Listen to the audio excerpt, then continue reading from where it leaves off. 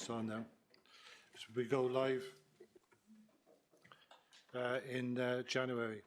If we go through the top table, Joe, do you want to introduce yourself?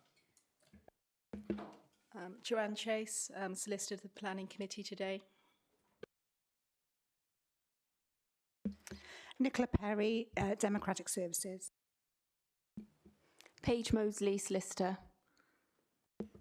Philip Thomas, Development Services Manager. Craig O'Connor, Head of Planning.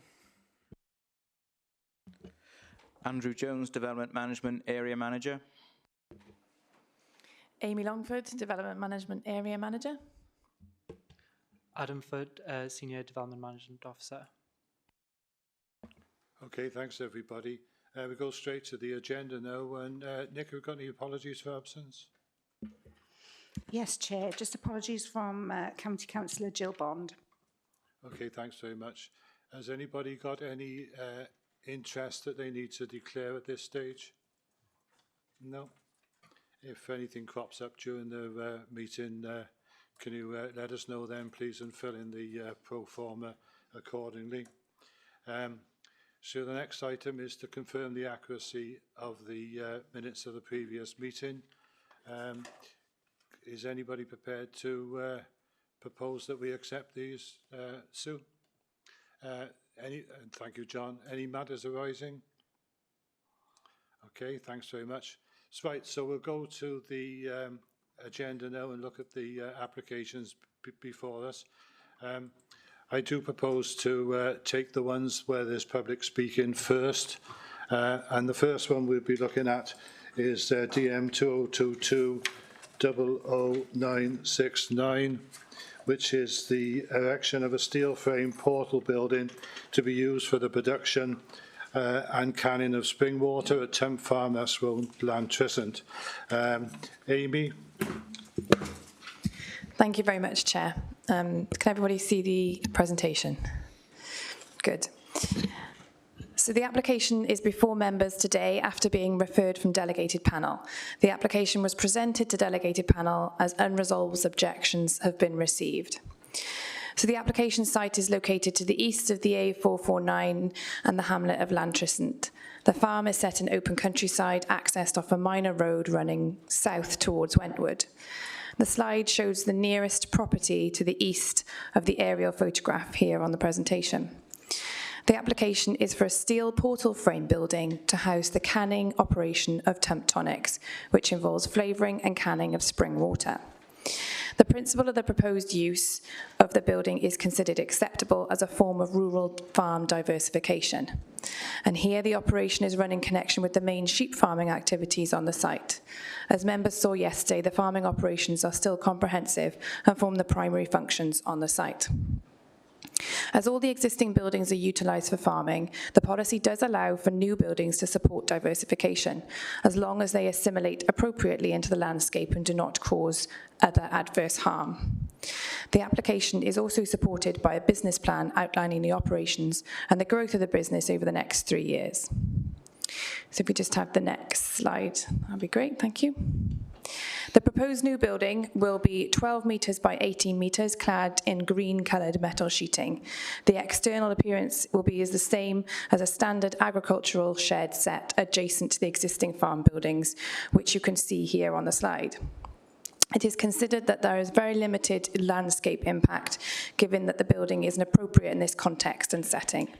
It's also proposed to provide some additional fruit trees to the site to provide ecological enhancement, which is secured through a condition identified on the site plan.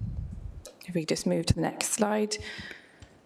This shows us the access off the minor road, following the drive up to a plateau at the top of the ridge. And the next slide shows the position of the proposed building to the southeast of the complex in red. And the next slide shows the elevations and the floor plan. As discussed, the building is a simple agricultural shed, which will be the same as the existing adjacent agricultural shed to which it is proposed to sit. It is proposed to cut the building into the bank adjacent to the existing with an element of a retaining wall. Following the site visit, it's become clear that the application does not benefit from a section drawing showing levels, and it is considered to require a condition that provides section drawings to be dealt with. The application seeks approval for the building itself and for it to be used to can spring water. So the next slide shows the spring water, and the next one, which is currently extracted from the site. The dashed line shows the new route of pipework to redivert the spring water to the new building marked in red. The trench will also include other services such as power. There have been a number of objections to the application, mainly in relation to the water abstraction from the site and the effect that this will have on the neighbouring water supplies. However, the abstraction of water is not part of the planning application. This is a matter for NRW, as they are the governing body who regulate water abstraction and issue licences. NRW have been consulted as part of the application and do not raise any objections. The abstraction licence is required should the abstraction exceed 20 cubic metres a day. The applicant has confirmed that abstraction at the site is not anticipated to exceed this requirement. Should it be exceeded, this is a matter for NRW to manage and consent if appropriate. Despite this confirmation, the abstraction of water remains outside the application before you today, in that planning permission is not required for abstraction of water from the site. This is properly a matter for and regulated by NRW. In relation to surface water, this is outside a flood zone and surface water will be managed through a SUDS application. There are also concerns over the proposed development in terms of traffic and increased vehicular movements. In this instance, the new building would utilise the existing access. There are no proposed changes to the access or drive itself. The Highways Officer is satisfied that the local highway network is capable of accommodating the increased vehicle movements to and from the site. It is noticed that the development is low-key manufacturing and distribution, with an expected movement of 1 HGV and 3 small van movements per week. Given the farm can operate on large farming machinery, movements with no restrictions, this is considered safe and acceptable. Concerns were raised over the future expansion of the site and production. However, members are respectively reminded that we are not assessing the impact of future developments on site, only the proposals before you today, of which the Highway Officer is satisfied is considered acceptable and offers no adverse impact to safety or capacity of the road network. The proposed equipment for canning has capacity for 8,000 cans a day, which will require the 1 HGV and 3 small movements per week. This degree of traffic has been considered by the authority's highway officer, who raised no objection to the application as proposed. Concerns have also been raised in relation to noise. These relate to the impact of the canning process inside the building on any neighbouring properties. It is considered that the noise from the manufacturing will be an acceptable level, canning 1,000 cans per hour, and is not a scale that would involve unacceptable noise, levels of noise and intensification. The proposal is adding lids to preformed cans. The application has been considered by the Environmental Health Officer, who does not consider that the proposals substantiate an objection, as the nearest dwellings are approximately half a kilometre away, and there is residual background noise from the farming activities. However, as a precautionary approach, they do request that a condition is applied for noise management plan. This is to include operating hours of the buildings, which will ensure that the building is not operated in unsociable hours. If the activity were to cause a nuisance, Environmental Health have separate legislative powers to manage this eventuality. So the proposed condition is on the next slide, please.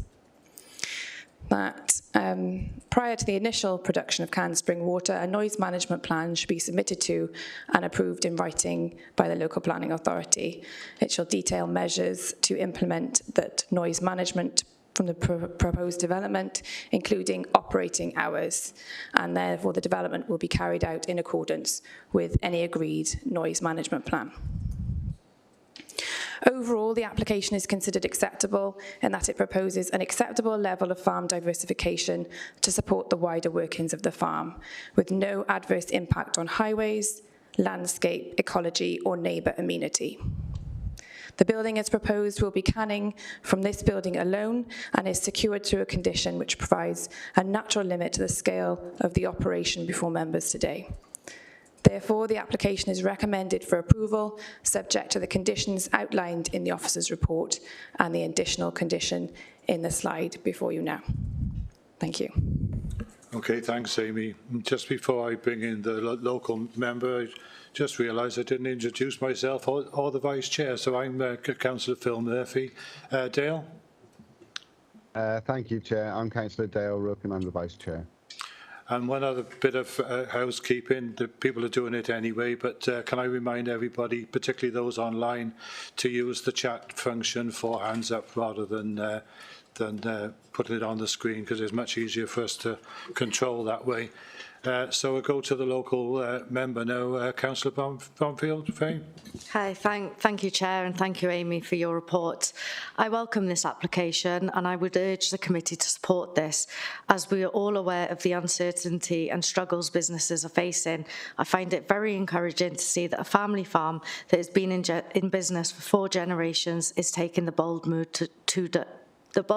to diversify. It's very positive to see that this application meets policies set out in the LDP and Planning Policy Wales 11. As a local authority, we really need to be encouraging businesses and local farms to diversify. I note from correspondence with officers and the applicant on the planning portal that spring water is already being extracted and stored from the site. I am satisfied that the applicant has explained this process. Natural Resource Wales have no concerns over this, just noting that the usage be increased and a licence will be required. However, the applicant has stated they are and will be using significantly less than that of the threshold for requiring a licence. As this is protected under law from NRW, I don't think this should be a factor when making our decision. I have noted the remarks from Highways. However, as a committee, we can only look at this application for what is before us today. Should the applicant seek to expand in the future, this would warrant an application in its own right to become before planning officers. The road to the farm is located. The road the farm is located on is frequently used by HGVs, logging companies and farm vehicles from this farm and the surrounding farms. Colleagues, I don't think one extra HGV per week is going to have a detrimental impact on the road. I welcome the applicant will be planting fruit trees, and that will further benefit the wildlife and biodiversity on the farm. And I note that the applicant is looking to make the process of canning sustainable and in a carbon neutral way. The applicant has been sympathetic to the design of the building and keeping it aligned with the buildings on the farm itself. In relation to concerns over noise pollution, I understand that very little noise will be generated from the canning process, and the daily workings of the farm itself generate much more noise. I note the proposed business hours are 7 a.m. till 6 p.m. Monday to Saturday, so obviously not within antisocial hours. So I don't feel that a noise pollution concern can hold any weight against this application. Given the challenges faced by farmers with more to come in the future, I feel strongly that we as a committee should support the diversification of a family-run farm. Thank you. Thanks, Councillor Bonfield. We've got no comment or anybody speaking from Llantriston Vale Community Council. So I'll now go to Jonathan Eady, who wants to speak on behalf of the objectors. You're welcome to do it from there, or you can come to the lectern. Don't forget to switch your mic off after you've finished, because the system will shut you down. Okay. Thank you, Chair. I appreciate the discretionary opportunity to speak today. I speak on behalf of the owners of 3 residential properties impacted by the application. Together, we represent 50% of residents in the NP15 1LU postcode, excluding the applicant's properties.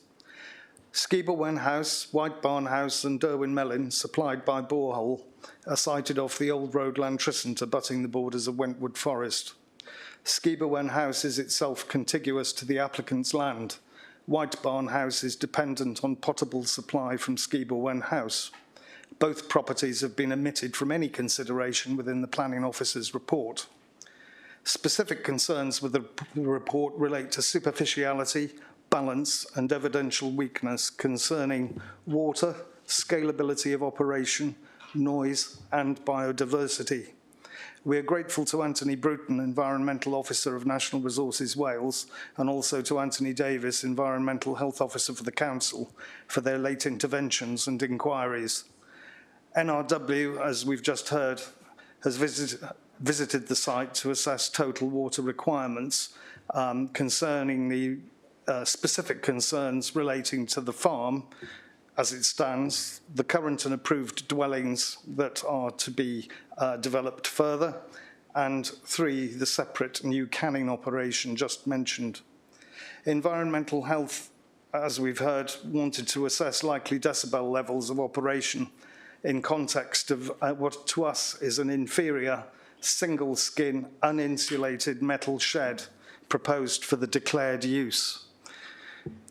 We think this needs to be explored further, but in any event, consider the application fails in context of Policy RE3 and related structure and local development plans.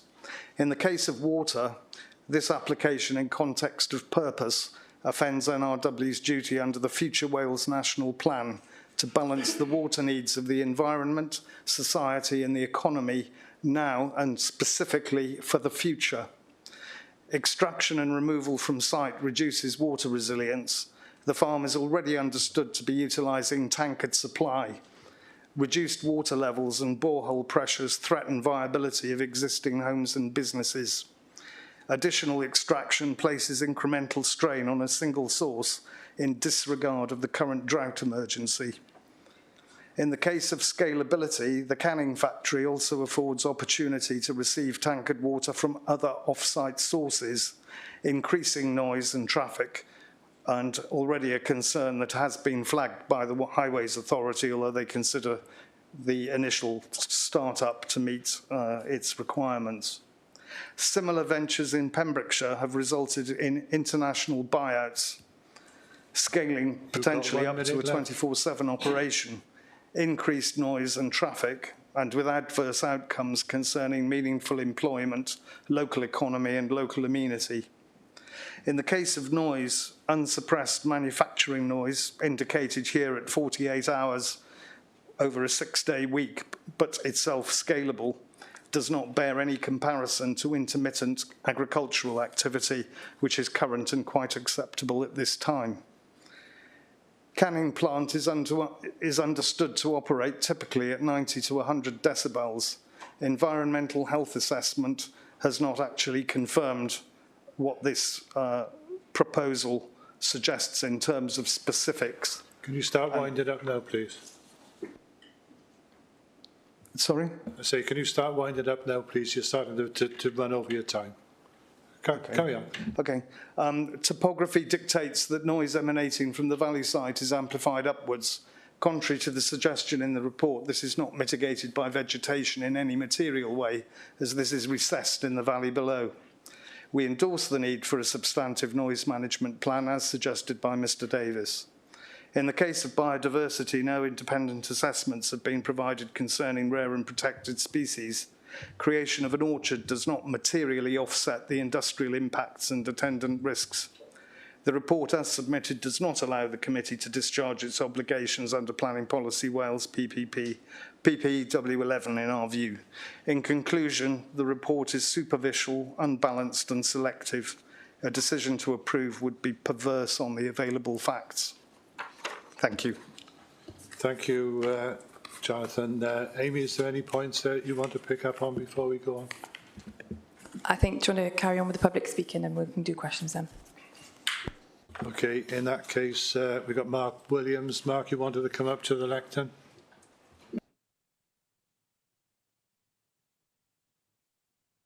Just to remind you, you've got 4 minutes to make your presentation. Thanks a lot. Mr. Chairman, committee members, I would like to take this opportunity to give you a little context and background into the application. We are a family farm. We farmed a Tump farm for 4 generations.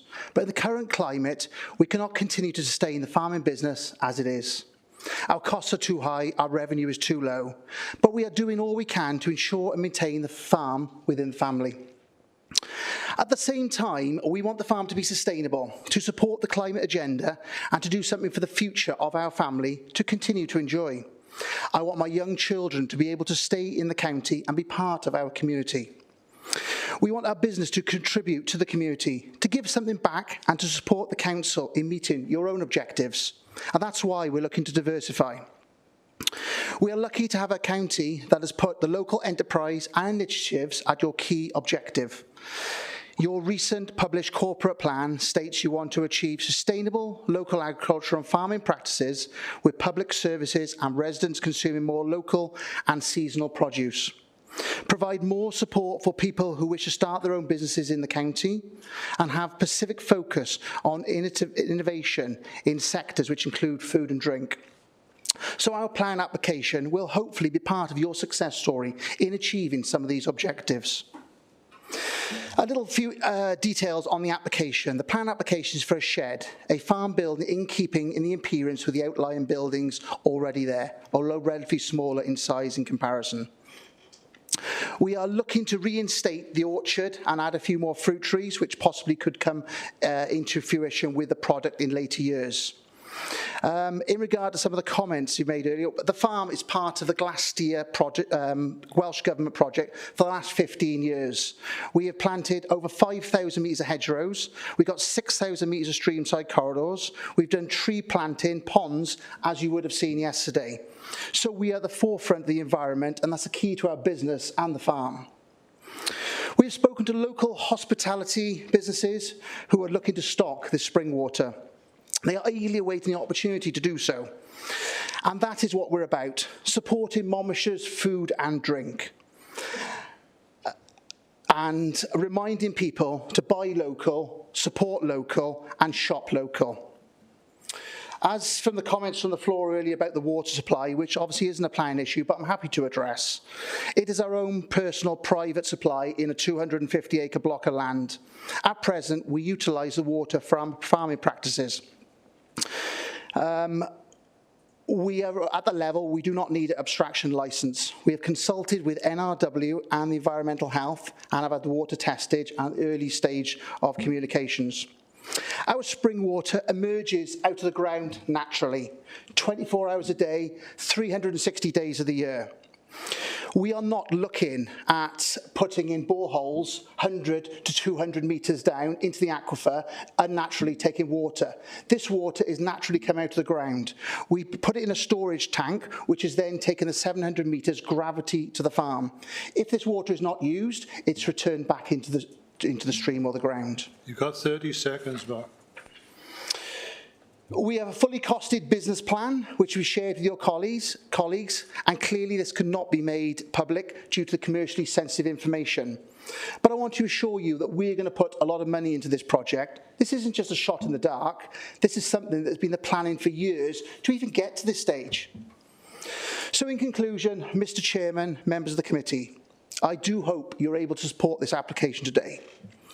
This isn't just any plan application. It is an opportunity to sustain a family farm and to give my children, Lottie and Sonny, the local community, and even you, the members, something you're proud of in years to come. Thanks very much. We've got a slight technical problem with the camera, so from now on, I think we're going to have to use the mics over there. Okay, thanks very much. So we were there yesterday. We had a good look at the site. Most of us managed to get onto the site visit. The next person who got to speak is Councillor McKenna. Jane. Thank you, Chair, and thank you, Amy, for your presentation. I was surprised to see this application come before us due to so few objections, just 3 in total. However, I've looked through the objections and noted concerns around water supply, growth of business, highways and noise. Yesterday, when we visited the site, it was clear to see that there were no close neighbours, with the nearest being half a kilometre away. I agree with the Environmental Health Officer that there is sufficient distance for any neighbours not to be affected by noise pollution. That said, as we saw yesterday, Tump Farm is a working farm with turkeys, sheep, cattle and farm machinery working. So in short, the site is already emits a certain level of noise due to its working nature. Objections have mentioned water supply being affected. However, these residents have their own water supply via boreholes, so therefore will not be impacted upon. Furthermore, the farm is surrounded by approximately 250 acres, and therefore during periods of rainfall, there will be considerable runoff, which is likely to be much more than required. With all that said, the extraction of water is not a planning consideration, so it is not something for us as members to consider today. The site is accessed via the highway that runs from Wentwood to Usk, and I would consider this to be a good road for motor vehicles to use. Furthermore, I noticed yesterday that the driveway entrance has a large visibility display, and therefore visibility is good when entering and exiting the site. The officer's report states that it is anticipated that only one heavy goods vehicle lorry and 3 small vans per week will visit the site, and therefore this will have very little impact on the highway and the volume of traffic. Highways have raised concerns if the site was to expand. However, that is just speculation, and we have to look at the application that is actually before us today. What I do actually see in front of me is a small startup family business, which is a low-key development. It constitutes a small, low-impact building, which will have very little detrimental visual impact on the open countryside. It is low in height, and due to its juniper green colour and type of materials, it will blend in with the surrounding agricultural buildings within the existing farm complex. I am pleased to learn that there will be additional planting around the building and into the orchard to provide the fruit for the flavouring of the water in the future. This not only has the benefit of low carbon emissions, but it will enhance the visual impact of the area and also be of biodiversity benefit by way of providing wildlife with food, shelter and habitat. I note that section 6.22 of the report mentions energy, and I noticed that locally sourced timber is to be used. I do have a question around this, and maybe either the applicant or Amy will be able to answer this. I was wondering if there was more detail as to what type of renewable energy or sustainable methods are to be used, please. Farmers do need to diversify. This is a multi-generational family farm, and an income needs to be derived from the land, not just for a sole person, but for several. There is a common misconception that farmers are wealthy, but in reality, they may be asset rich, but cash poor. Without cash, members of the farming community cannot survive, and therefore they need to come up with innovative and sustainable ways such as this to survive.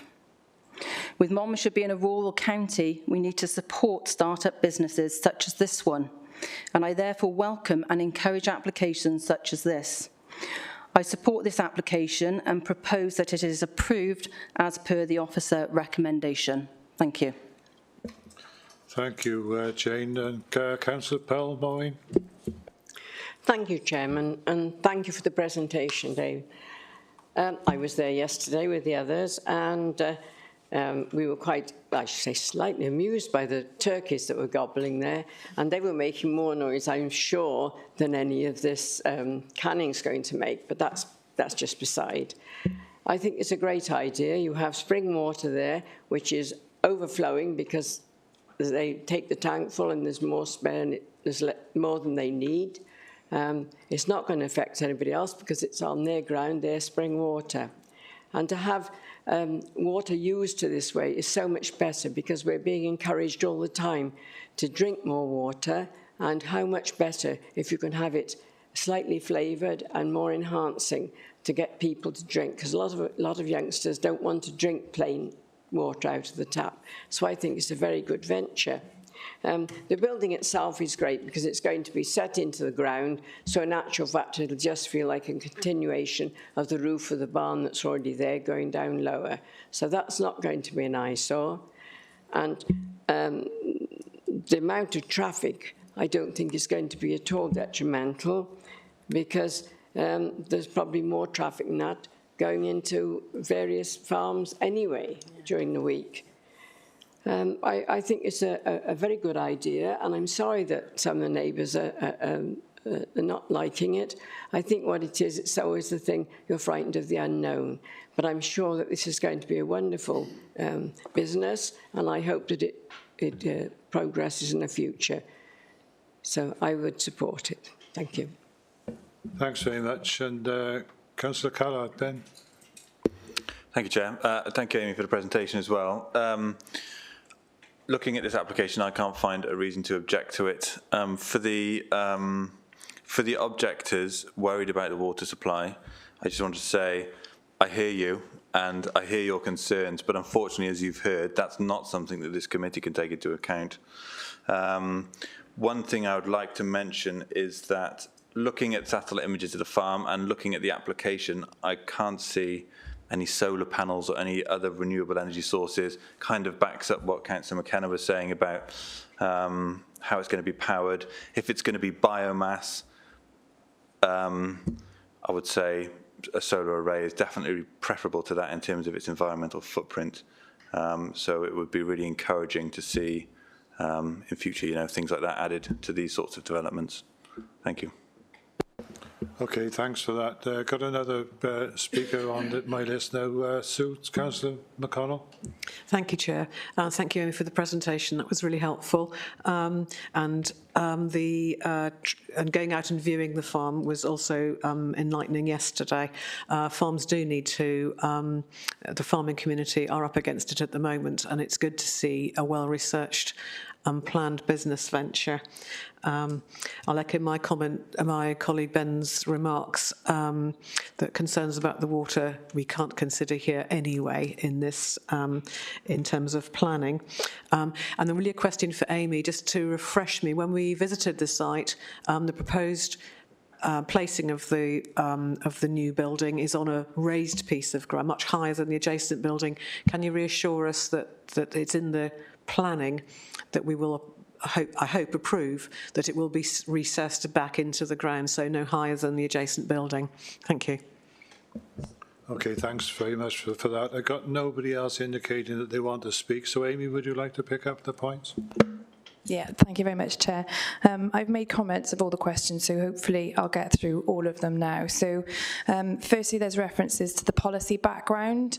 So policy RE3 relates to agricultural diversification, and there are a number of criteria to fulfil in relation to that policy, 3 of which are not relevant in this instance, but the others are all, the application does meet all of those requirements in that the proposed non-agricultural development is run in conjunction and complementary to the activities on the site at the present, that it's supported by a business case, that it can demonstrate that all the existing buildings are being used and where new build is required, and that proposals for proposals for new build development meet the criteria set out in LC1, which are the landscape policies.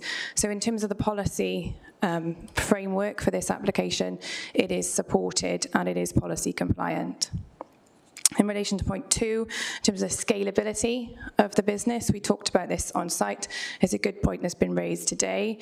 So the equipment proposed within the building can can up to 8,000 cans a day, which would equate to the 1 HGV and 3 vehicle van movements per week, which the highways officer is more than satisfied with. In terms of production and highways impact, the operation is considered acceptable as it's put forward to today.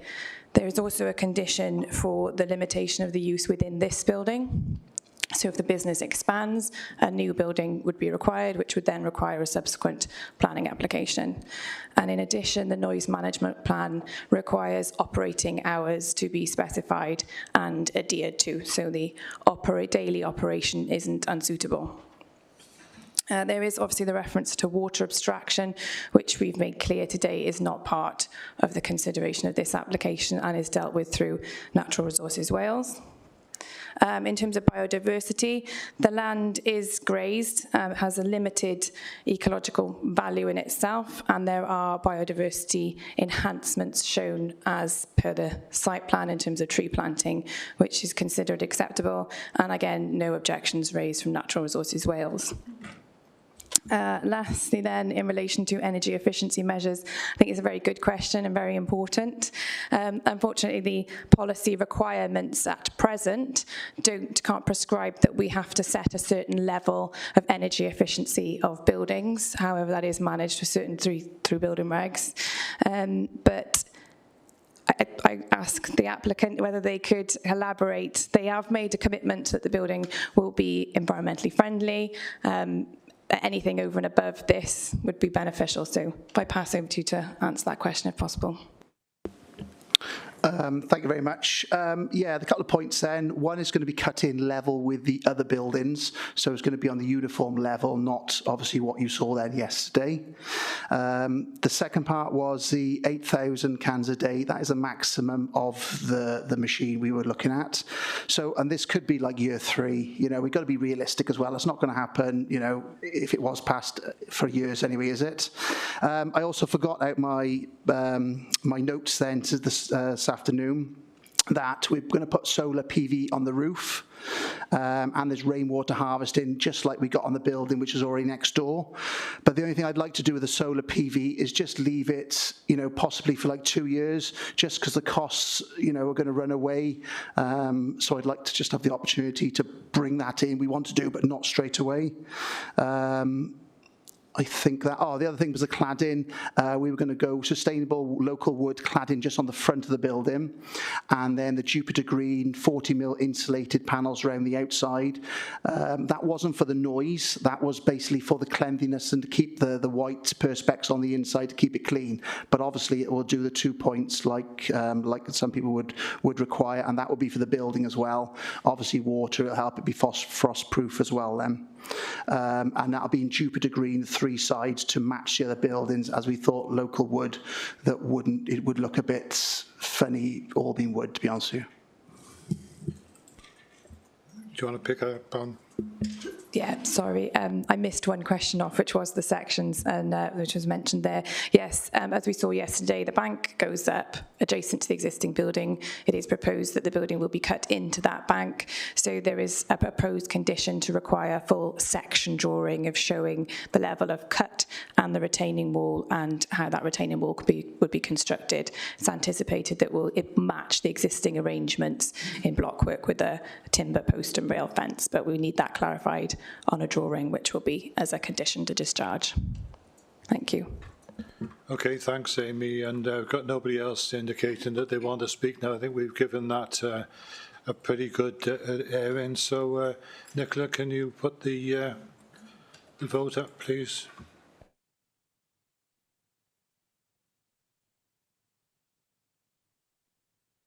Yes, Amy's just reminded me that there were additional conditions imposed to that. So if you can just bear that in mind. And Amy, was there anything else you wanted to add? Could I just clarify? Yes. I've just, on the elevation drawings, I don't know whether you could put them up on the presentation, please, that it is shown as juniper green metal sheeting for all elevations on the building. So if we were to be looking at timber cladding, which potentially be acceptable, that would need to be considered separately as part of an amendment to the plans. The plans that are before you today show green metal cladding to all elevations, just to clarify that. Do you want that to come to the dedicated panel? Or can we just do it anyway? Because I think everybody would be happy with that. Getting nods around the room. I think we'd be happy to seek an amended plan to show the timber cladding on the one elevation that would then go to delegated panel. Okay, that's fine. In that case, the voting is in the chat. Can everybody vote now, please?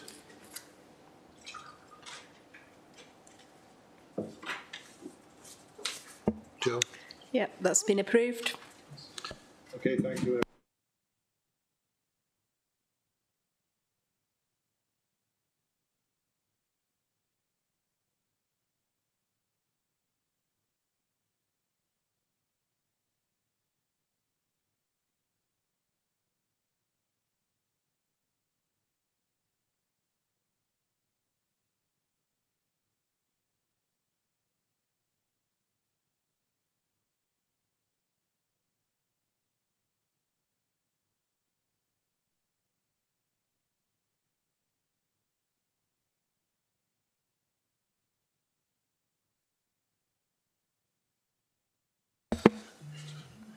I'm in trouble with this, so I could keep pushing it, and it's not always catching. So just to repeat, the full planning application for the change of use of the Visitors Centre at Langdedford to allow the building to be used for meetings, functions and events, and to extend the opening hours approved under the previous planning permission. The officer presenting this is Phil Thomas. So, Phil. Thank you, Chair. So, as said, we'll take the two applications together, although I will obviously differentiate between the two during my presentation. So that's a slide there you can see in the presentation of the reservoir. And just going back, Andrew. On the right-hand side there you can see the visitor centre building with the white roof there, and then the water sports centre just to its north there in the distance. So if we go to the next slide.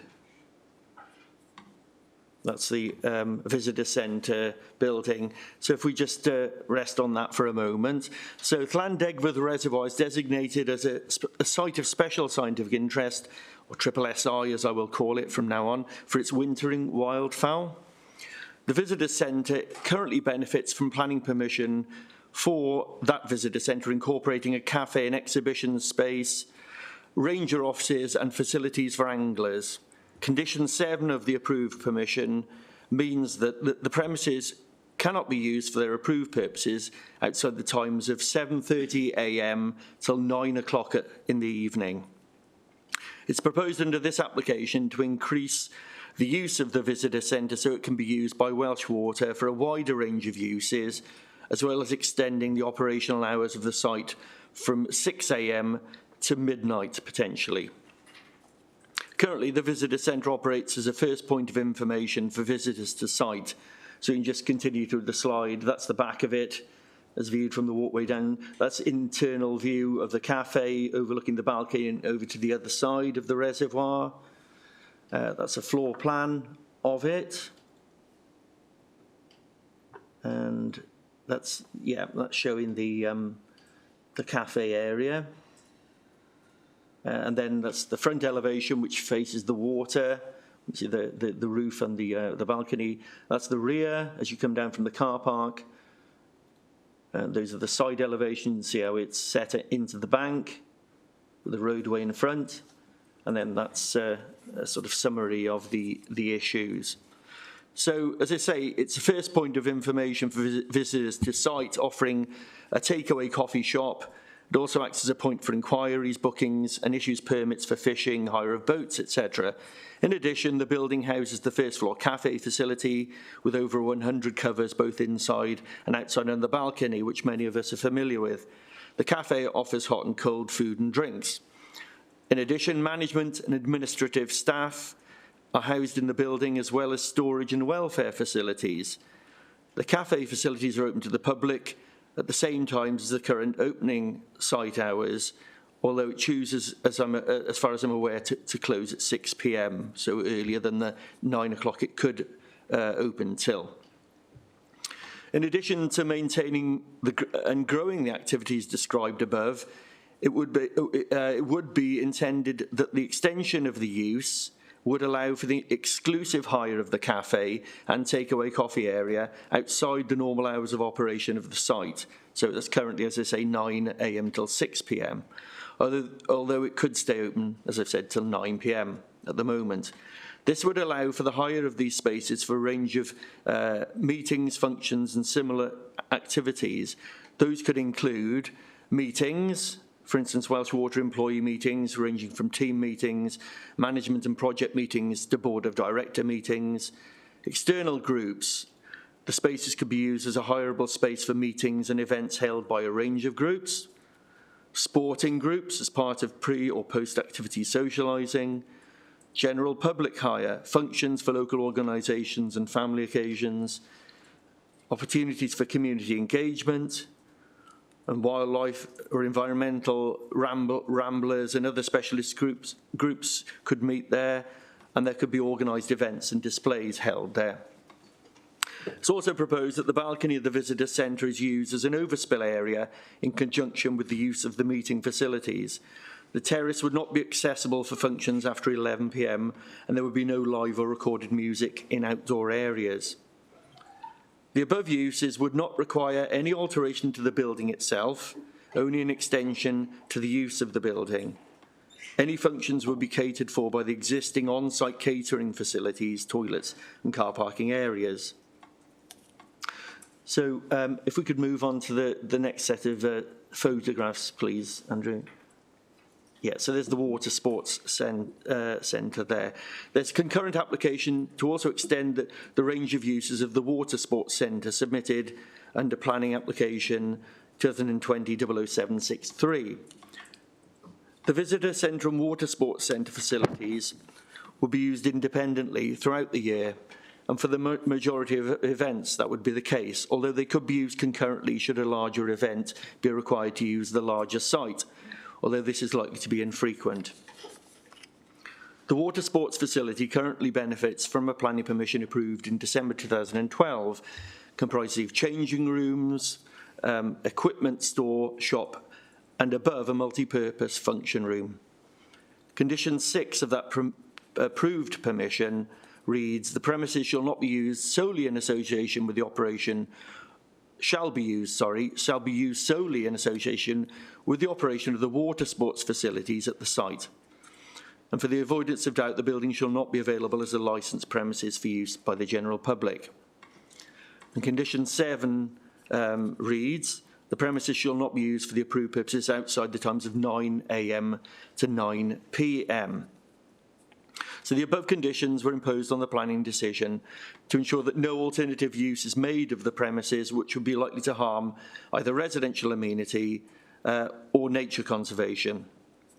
However, there are many days in the water sports season, that's from the 1st of March to the 31st of October, when the multifunctional room, referred to in the description of development, is not in use. During the off-season, that's the 1st of November to the 28th of February, the existing planning conditions mean the building should not be used at all. The intention of this application, therefore, is to promote flexible use of that building to reduce the periods when the building is unoccupied and to make the facility an ongoing asset to Welsh Water, expanding the services on offer at the reservoir. It's proposed under this application to increase the use of the facility so it can be used for a wider array of uses, as well as extending the operational hours of the site from potentially 6 o'clock in the morning till midnight. The range of uses is set out in the office report, but relates primarily to water-based activities. So if we could just run through the photos, please. Yeah, the slide, sorry. So yeah, there's the floor plan of the building. That's the ground floor, and then there's the first floor, which you can see where the function room is. And then that's a roof plan. That's showing the balcony and the elevation facing the water. Those are the side elevations. And then that's the rear. And then that's a slide with a summary of the issues. So there have been a significant number of objections to the proposal involving issues raised such as potentially adverse impact on the diverse wildlife using the SSSI, but particularly the bird population, impacts on amenity such as noise from the extended activities, light spillage, and the greater use of the narrow road network serving the site. In terms of the proposal's impact, clearly the visitor centre building and the water sports centre are already in place and could be used for catering and water sports related uses already, but within a narrower time frame. The extended uses for meetings and other events are considered to be acceptable in principle, subject to the impact of the extended uses and hours not harming the integrity of the SSSI, local amenity or highway safety. In terms of the impact on biodiversity, the proposals are intended to expand the water and land-based activities available to the public, which will, by their nature, attract more people, a wider range of activities and longer duration of these throughout the day and the year. Land-only activities are currently permitted during the winter months, that's the 1st of November to the 28th of February. The impacts of the proposals are predicted to arise from additional disturbance by way of noise, visual impacts and lighting that could impact on the SSSI. And again, I mentioned primarily the overwintering birds, but it could also affect other birds, bats, badgers and otter. Increased noise from vehicles, people and any PA equipment are of a particular concern for the key species noted above. Traffic could also be an issue for road mortality of species such as otter and badger.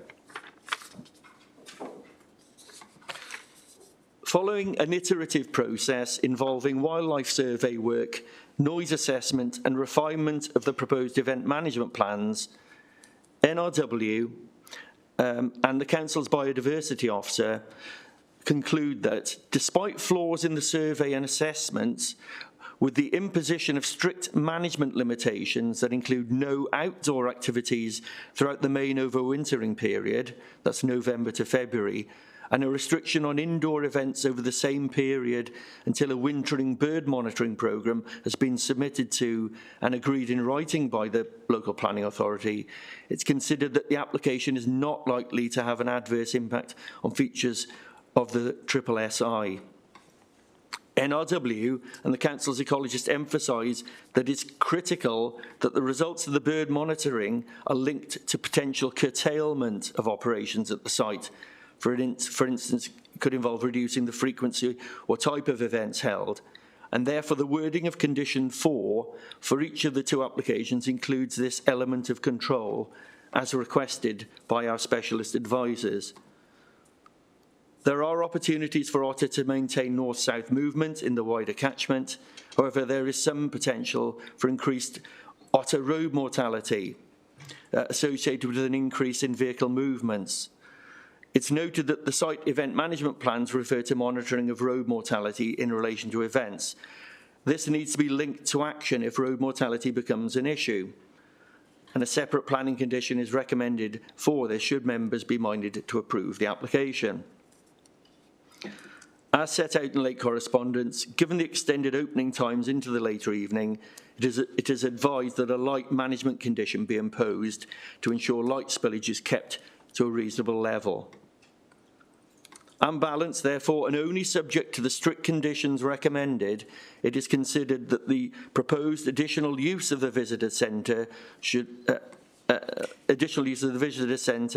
and the water sports centre should not adversely affect the SSSI itself, or the European marine sites or protected species, and would meet the requirements of LDP policy NE1. In terms of amenity, noise impact assessments have been carried out by Welsh Waters consultants to assess the concerns that have been expressed about the potential effects of noise arising from the extended hours of use of the buildings intended to operate as a meeting space and functions venue. As the nearest residential property is located over 400 metres from the facility, any noise generated within the facility is not likely to have a harmful effect on the amenity of any residents.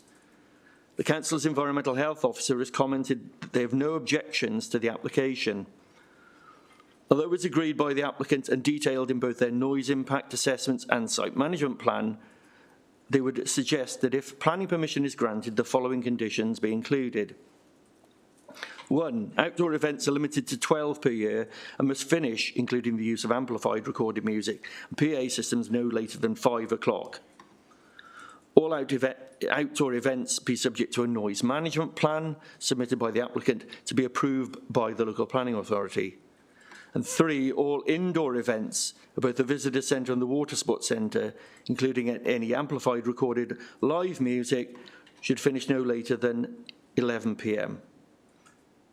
So it's agreed that the suggested conditions 1 and 3 above should be attached to any consent that members are minded to approve. However, with regards to point 2 about all outdoor events being subject to a noise management plan, given the other restrictions suggested to limit noise, including the limit on a number of events, and the fact there'll be no PA system for music outside, to require a noise management plan for every outdoor event is considered too onerous on the developer and is not considered reasonable or necessary in this instance. The application has a potential to increase vehicular traffic to and from the reservoir. However, this will be small scale when considering the number of vehicular movements associated with the current use of the facilities. MCC Highways did not raise any objections to the previously submitted Section 73 application, and it was agreed that the later opening hours would not cause any detrimental highway impacts. On this basis, the application is considered to be compatible with Planning Policy Wales and LDP policies S16 and MV1. The removal of the outdoor live or recorded music element of the proposed use is included in the latest management plans submitted by the applicant. Both NRW and the Council's Biodiversity Officer advise that the management plans should be referred to as approved documents in any approval notice. On this basis, the contents are part of the approval and will be binding on the applicant. But a condition to ensure that there's no amplified music played outdoors is also recommended. Concerns have been made with regard to the impact on the rural economy and in particular other venues in close proximity. The nearest venue that offers space that could be used for meetings, functions and events is the Carpenter's Arms in Coed-y-Pain, which is very near. Whilst there are therefore overlapping services that each would offer, the two venues are not directly comparable and both would offer various other services and functions that the other does not. Policy CRF1 of the LDP seeks to retain existing facilities for communities rather than preclude other sites providing some comparable services. Planning Policy Wales also makes it clear that it is not the role of the planning system to restrict competition. It's unlikely that the increased use of the water sports building would have an impact on water sports users, as the two activities would not overlap. For example, the equipment stores and changing areas would not be used for corporate events, meetings, or family events.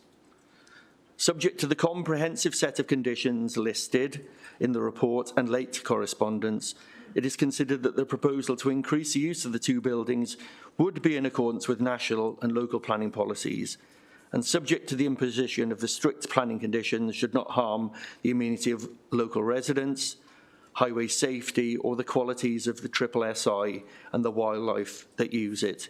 So we would recommend approval. Thank you. Thank you, Phil. And we've got objections from many sources, as you said, including Llangibby Vale Community Council. I think Councillor Graham Rogers is here, and Graham, you wanted to speak, so you've got 4 minutes, and do it from there, please, because of the camera situation. Thanks, sir. Thank you, Chairman. Sorry, I've just realised I've missed the local member, so I'll bring Graham first. Yeah, okay, right. Go on, Graham. Thank you. Llangibby Community Council has a number of concerns regarding the effect these applications will have on the way in which the site is used in future in terms of the extended hours and the types of use that is proposed. For example, the commercialisation proposed will impact on users of the Water Sports Centre, which was originally granted permission for the exclusive use for water-based activities.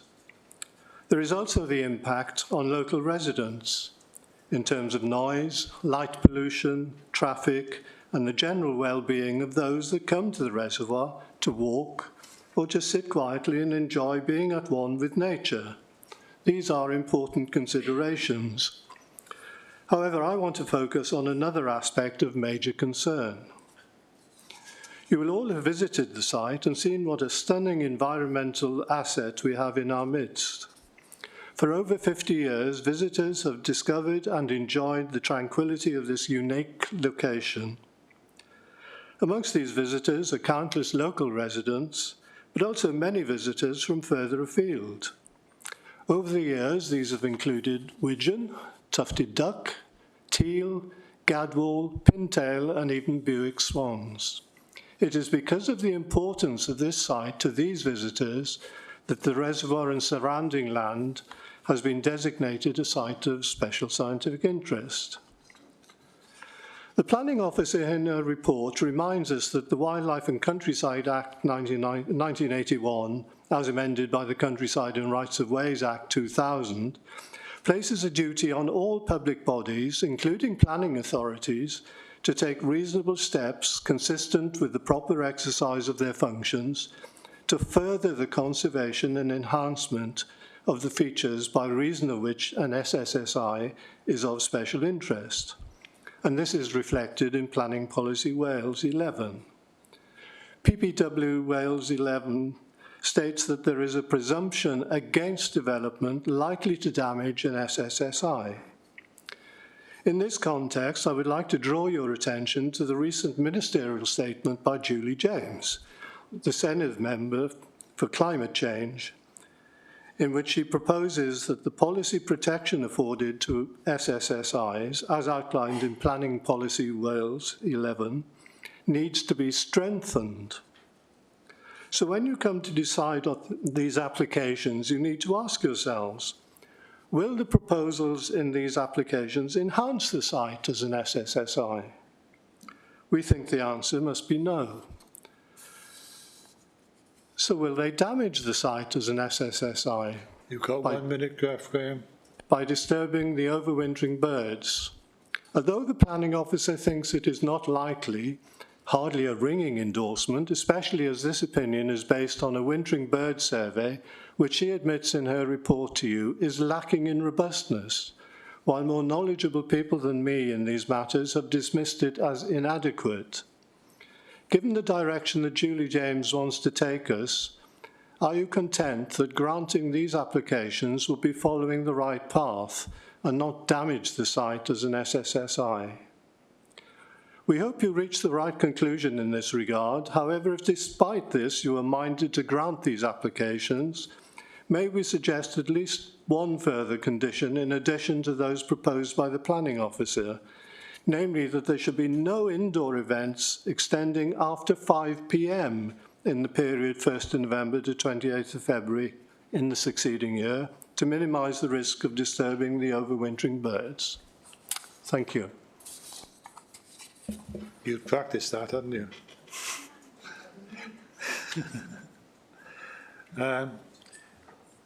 Right. I'm going to swap microphone. I keep pressing that one, and it pleases itself whether it comes on or not. Faye. Thank you, Chair, and again, good afternoon, colleagues. I have grave concerns with these applications, and I would urge members to defer the applications until relevant surveys requested or more in-depth surveys have been undertaken. As we are all aware, Llandegfed Reservoir is a site of special interest. I ask the committee, as we move through our debate, to ask yourselves if these applications are warranted and if you think it will have a detrimental impact on the wildlife that frequently use it and are protected at it. From the lengthy amount of reading we have done, colleagues, I can't see a plausible justification except for a monetary reason to extend the opening hours and to hold functions indoors and outdoors. The reservoir was never intended to hold functions, and I don't see why this has changed. I would like to clarify that I don't object to holding business meeting at the centre. However, I do object to the indoor and outdoor functions that Welsh Water are seeking.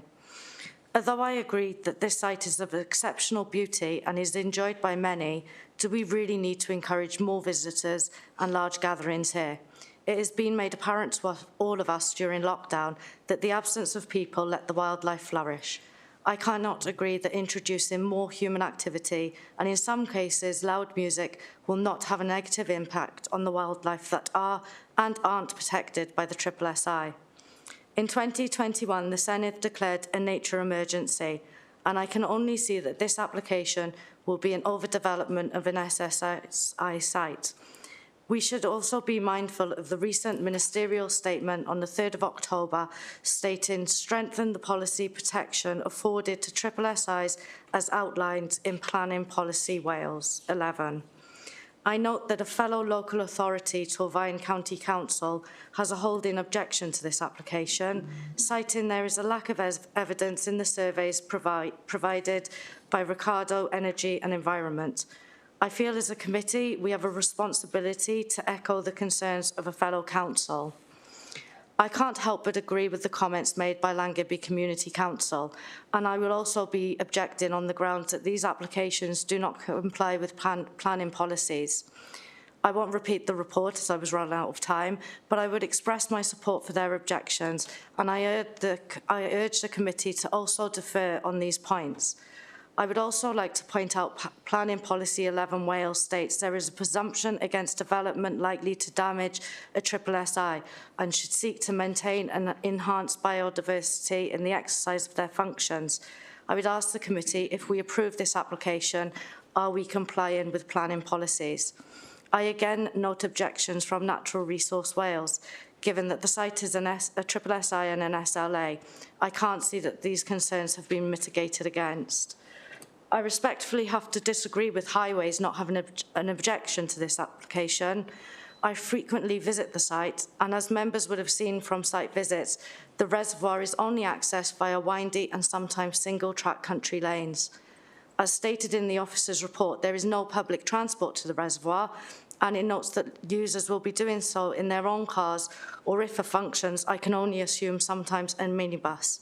This in turn poses a threat to the wildlife, most notably to badgers and otters, especially if said vehicular movements are in the later evenings or early mornings, that being past 12 AM when it is dark.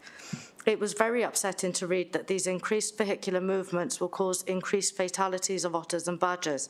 Surely, colleagues, on this point alone, we should reject this application. I understand from the officer's reports these fatalities will be recorded. However, my objection to this is that we will always be looking back at data when the fatalities have already taken place. And are we, as a committee, happy with this? There has been, in my opinion, no mitigation put in place for this, and it concerns me that we will always be looking back at these fatalities retrospectively. I would expect Welsh Water to have a strategy put in place for this. I also can't agree that these vehicular movements won't impact residents negatively. This could potentially... Your second period now. This could potentially be large amounts of traffic late at night on roads that don't see vehicles during antisocial hours, which 12 AM is antisocial. Another concern for me was the lack of wintering bird surveys that were conducted.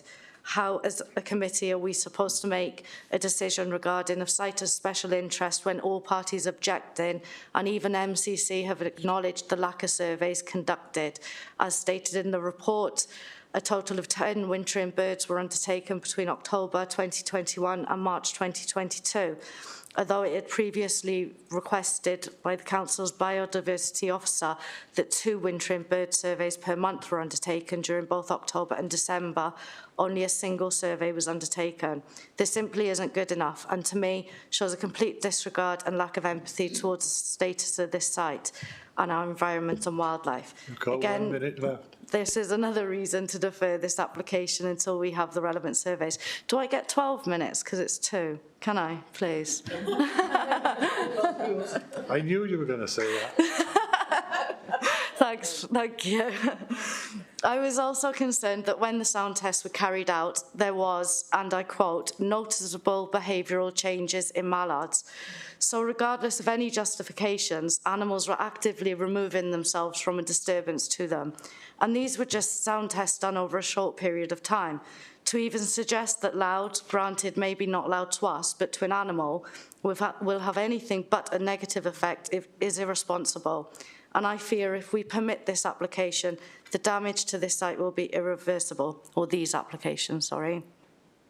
There are objections on the applications from notable organisations such as Gwent Wildlife Trust, Gwent Ornithological Society, Torfaen Friends of the Earth, Usk Civic Society and Coed Pain Residents Association. Colleagues, I urge you to take these objections seriously. These are learned custodians of our environment and wildlife, and we are just that as elected members, custodians of our environment. I would ask the committee during the debates to pay attention to the letter submitted by the Coed Pain Residents Association on the 23rd of August 21. These voluntary people who have invested hours into this have the same concerns for over 12 months. Again, this simply isn't good enough. If members are minded to grant permission, I would ask that we make some amendments to the conditions. Firstly, relating to conditions 2 and 3, I would request that the development will only start once reports mentioned in condition 4 have been supplied and reviewed by the planning authority, and we remove the wording in the subsequent year. I have read no report where the phrase subsequent year has been mentioned, so I therefore wonder why officers have added this in. Secondly, I have issues with condition 10. As noted in late correspondence supplied by the Craig Payne Residents Association, there is already an ongoing issue. I would ask that officers investigate this and clarify how we as a committee can be satisfied that the light spillage shown has not already had an adverse effect on wildlife, especially bats. And secondly, how can we condition an enforcement when an enforcement of a previous condition has not been enforced? There were specific reasons as to why conditions were imposed on previous applications. Why are these now not warranted? Welsh Water have shown that they don't comply with conditions. So how as a committee can we guarantee these conditions will be adhered to and even enforced? I would finally finish by saying I will not be supporting these applications at present, and I hope colleagues agree that there hasn't been enough robust research to show the SSSI here will not be adversely affected or protected. So again, I urge to defer these applications to the delegated panel or ask that they are brought before a later committee. I would also like to point out to the committee that we have still been receiving objections to these applications via late correspondence, and I would highlight the concerns over the inconsistency of reports from MCC and from Welsh Water. Thank you. Thank you, Councillor Bonfield. You certainly used your 8.5 minutes. But yes, they were two applications together, so that's fair enough. I've got a video that, Craig, are you going to be doing that from Nicholas Morley on behalf of the objectors? Yes, Chair, if you just give me a couple of minutes.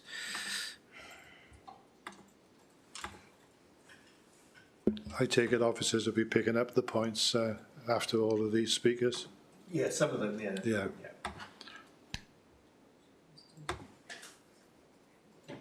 We did actually defer this last year for 12 months for additional reports. So that's what concerns me, yeah. is that it already has been, there's still the same concerns.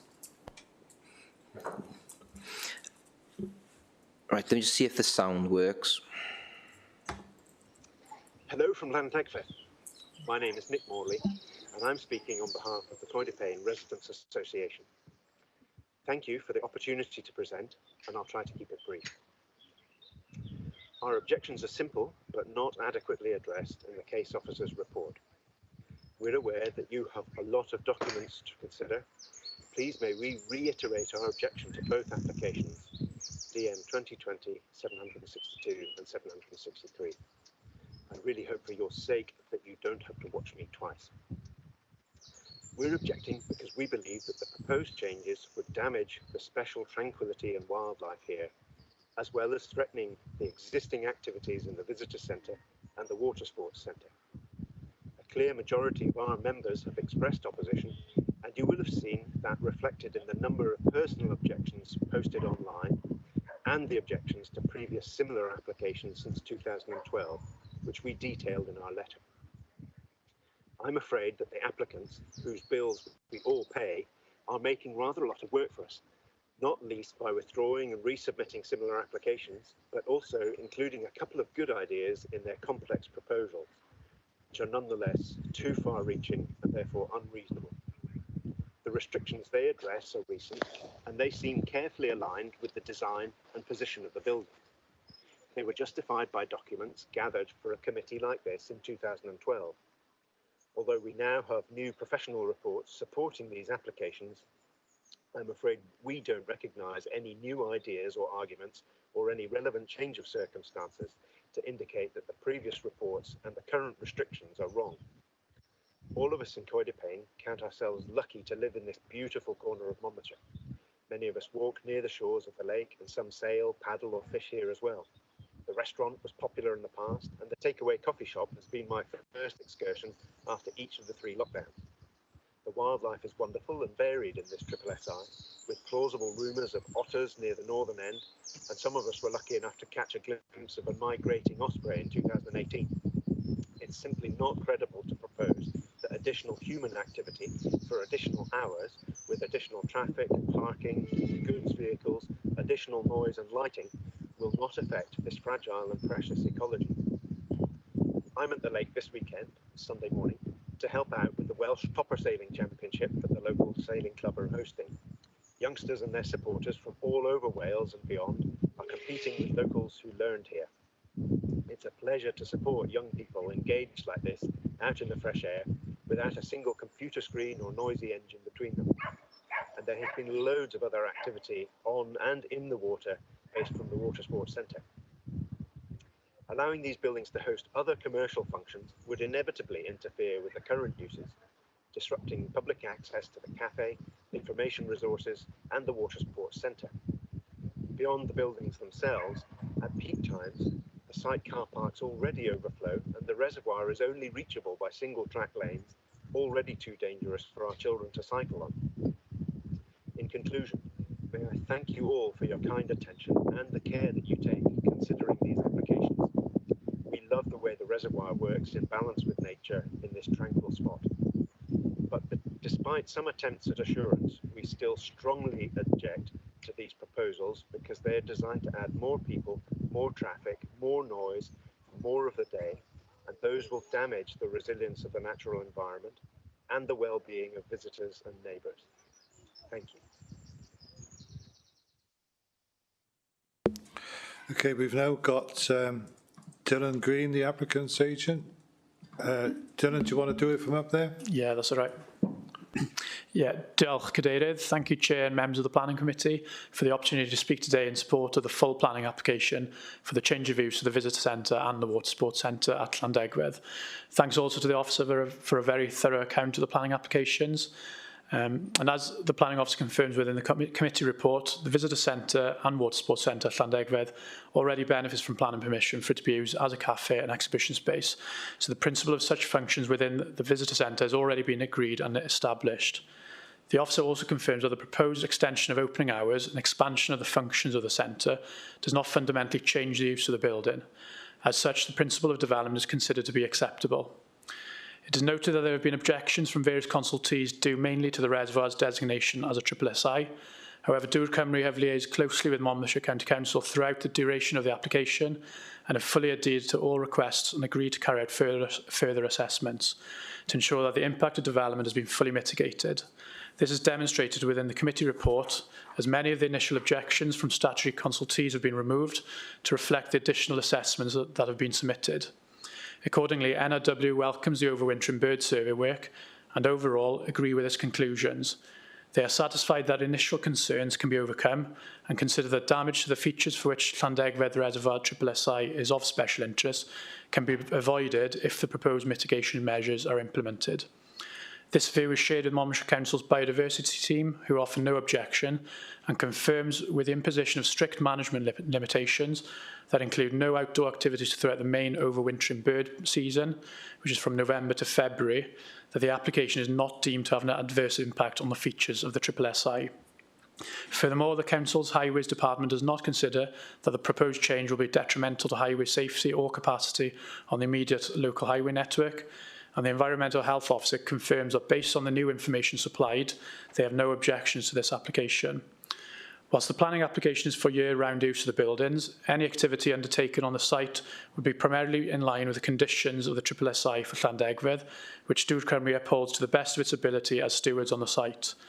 In conjunction with the additional assessments, Dŵr Cymru have confirmed that Llandegfedd will not conduct any events with live or recorded music externally, and indoor music will be limited to an 11 PM cut-off time. In terms of the impact of the change in opening hours, noise impact assessments have been carried out, which concludes as the nearest residential property is over 400 metres from the site. On the other side of the reservoir, any noise generated from the facility will have a negligible effect on the amenity of residents.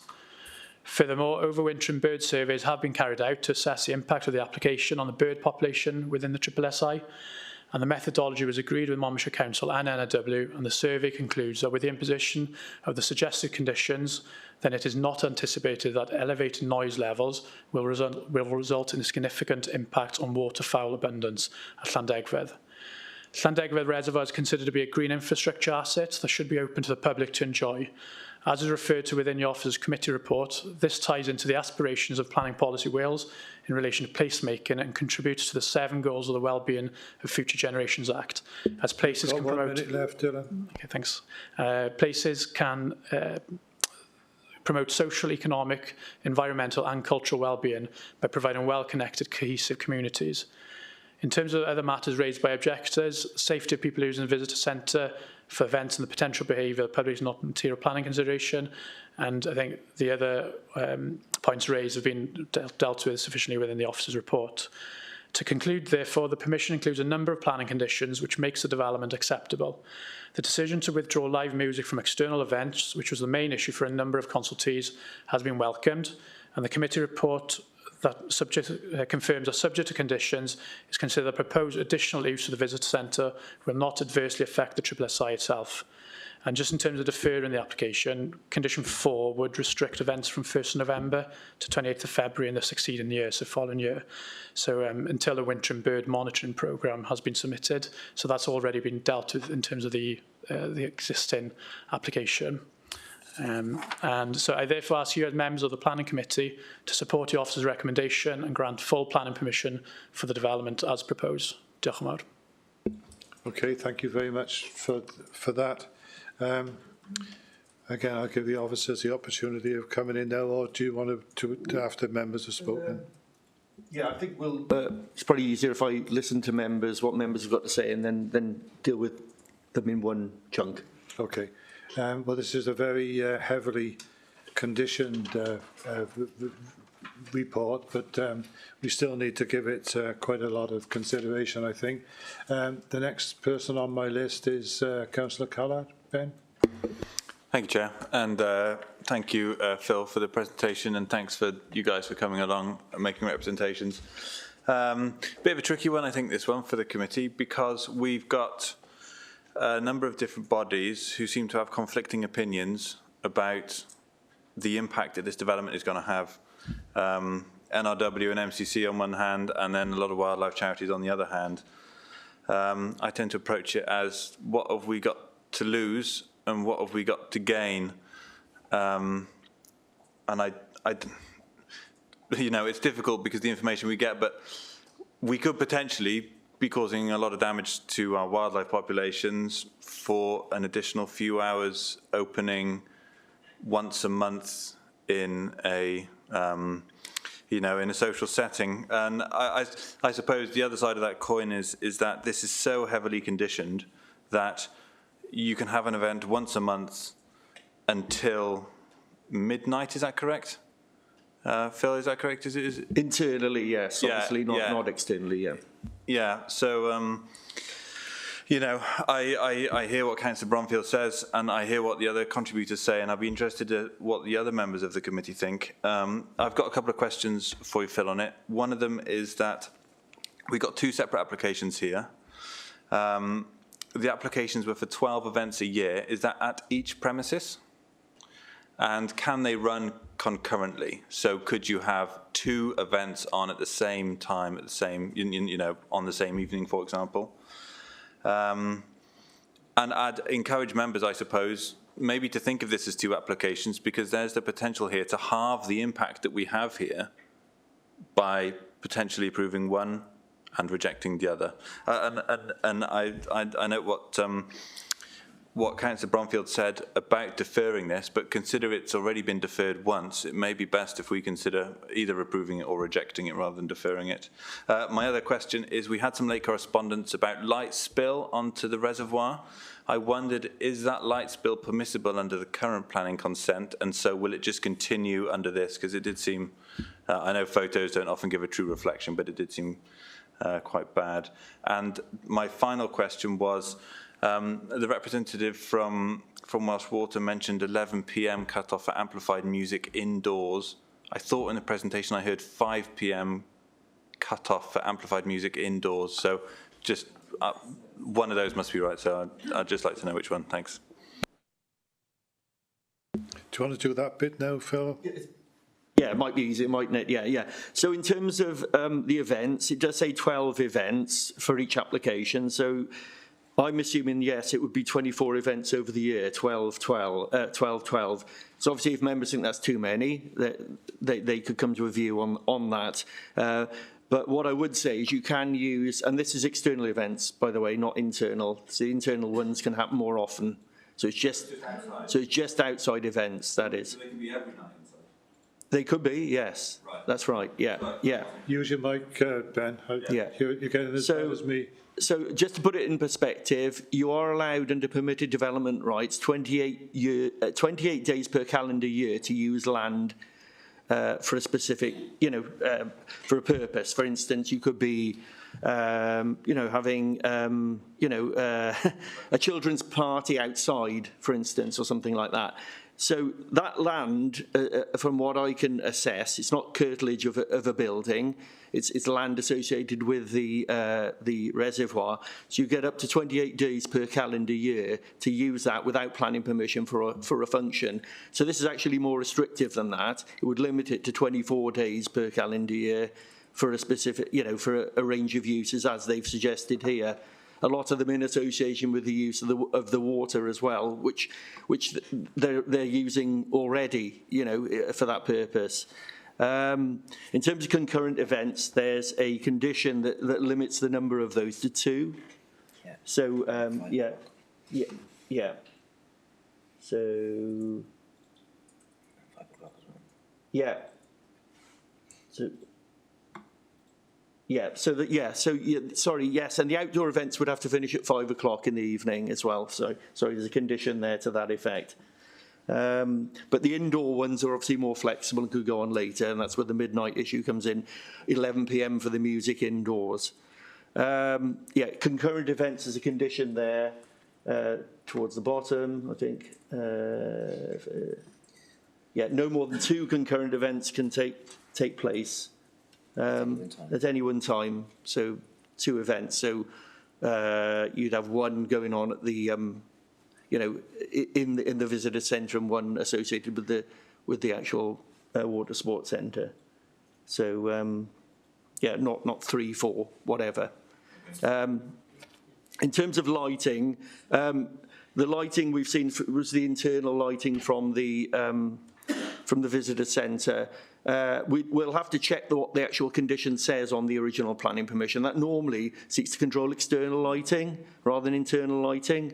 The opportunity in this application is to actually impose a fresh condition where we could actually try and control some of the internal lighting as well, so that there isn't such light spillage from the buildings. So, and that's probably in Welsh Water's interests anyway, in terms of energy efficiency, savings in cost, etc. So there's an opportunity within the scope of this application to actually manage that in a more effective manner, rather than just look, albeit importantly, at the issues of how it's affecting things like bat species, etc., which would normally be external lighting. Yeah, but there's glass fronted. You have to use your mic. Sorry, if it's glass fronted, then one could argue that that is external lighting because it's shining through the glass. So, that's already going to have had an impact on the wildlife, isn't it? There would nothing be stopping that at the moment, though, so we need to go back and check that condition. But it's very rare that we would condition internal lighting, so they could potentially leave that lighting on inevitably.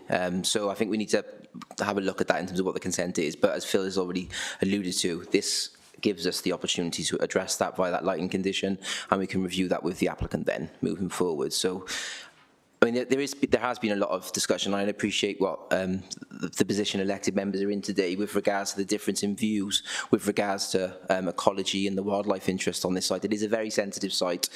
We have discussed already that has been deferred. Applicants, your officers as members, we've been working with Welsh Water to ensure the correct survey work was done. There is a difference of opinion here with Natural Resources Wales. Your biodiversity officer has reviewed this application and considered there's no objections. There's also the difference of opinion from other professionals and other ecologists. So I appreciate the position that members are in, and you need to make a balanced decision here based on the probabilities. What I would say about this application is that there is significantly conditions. There are robust conditions there with regards to amplified music, with regards to the operating times of these change of uses. There's monitoring in there, and there's ecological enhancements for in terms of the conditions. So I really do feel as officers we've worked on your behalf as members to ensure that we can get the right compromise here with regards to ensuring that we allow development proposals which will create jobs, which will help local community in terms of that circular economy, but also ensure that we do protect and enhance the ecological value of the site. And I appreciate that this is a difficult decision. It was a difficult decision for officers in terms of coming to this recommendation, but we do feel on a balance of probabilities this is the correct recommendation for you as members, given the conditions and how restrictive moving forward the consent would be, and there would be monitoring and that sort of the ecological enhancement conditions as well. So I just wanted to pick up on those points, but as officers, we do appreciate this is a difficult decision for you as members and as a committee, and it is a balance of probabilities exercise. You could get two planning officers in the same room which have a difference of opinion, and I think that's the situation we have here. We have fallen with your biodiversity officer and with Natural Resources Wales as the national environmental regulator who obviously look after wildlife considerations. But I do appreciate this is a member decision, and that's what you have to put in the balance moving forward. Thank you, Craig. And just to clarify on the outside events, they can't take place between the 1st of November and the 28th of Feb anyway.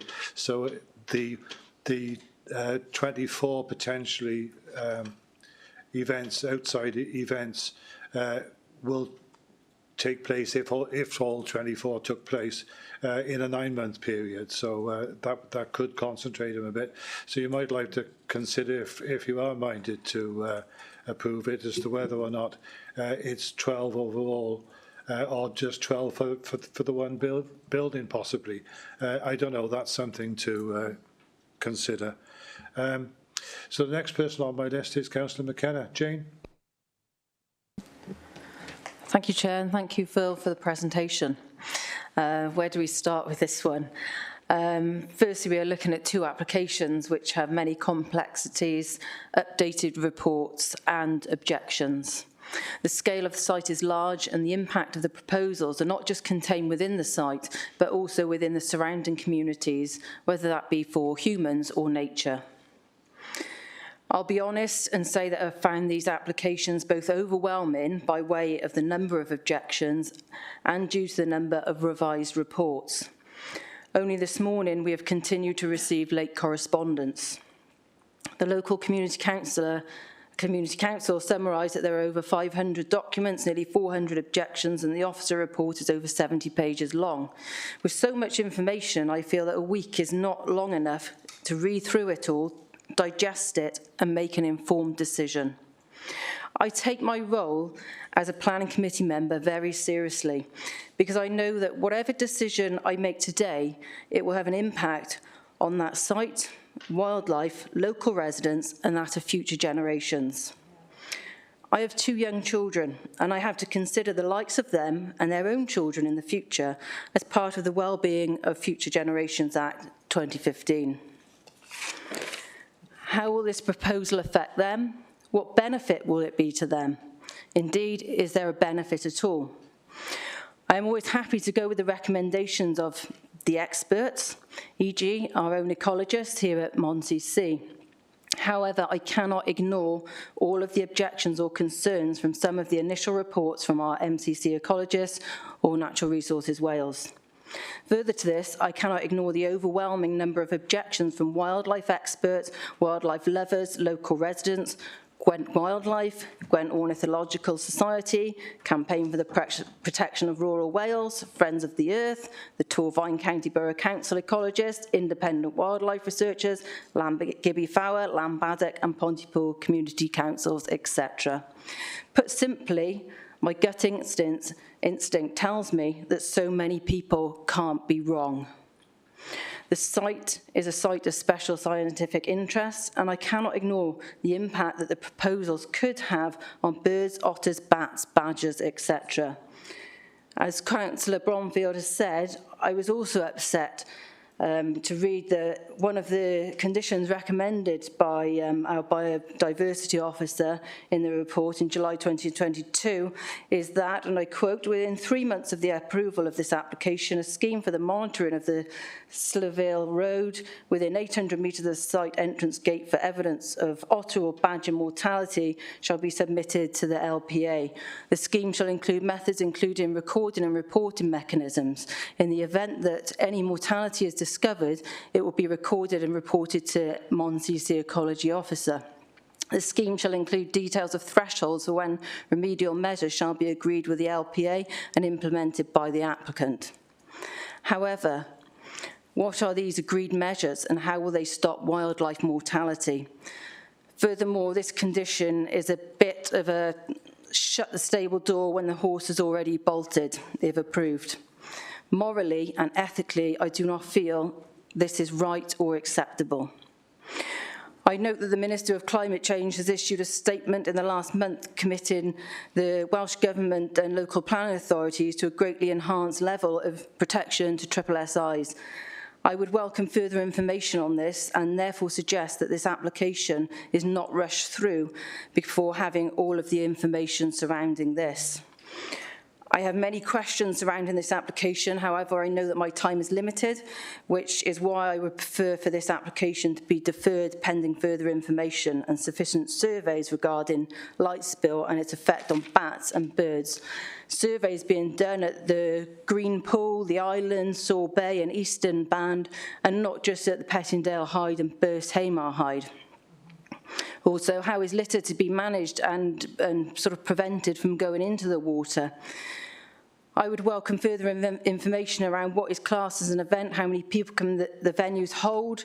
At the event, will the public be able to access the site when events are on? And if so, what impact will that have on the highway and verges if visitors cannot park on the site due to the volume? Is it 12 events per venue or 12 events per site? Will the events be advertised to the local public because the narrow roads will be busier, etc.? Within my ward, we have a nursery which is accessed via very similar narrow country lanes as that we have at Langdedford. And I know that the residents tend to try and avoid being on the lane at around about 9 a.m. when there's a large volume of cars because it impacts on the highway. And I fear that the same sort of thing will happen here. Half of the site is in the county of Torfaen, so I would welcome, if possible, a meeting on site with Torfaen officers, NRW, the applicant and the ecologists to get a better understanding of the hides, their location and the types of wildlife. You know, we've mentioned wintering birds. What about the bird nesting season, which very often is in the springtime? Humans and nature must always try to live in balance, but I feel that this commercial venture could disrupt this to the detriment of wildlife, the SSSI and local residents. I feel that this application should be deferred pending further clarity and time to digest so much information. Thank you. Thank you, Jane. Councillor McConnell. Sue. Thank you, Chair.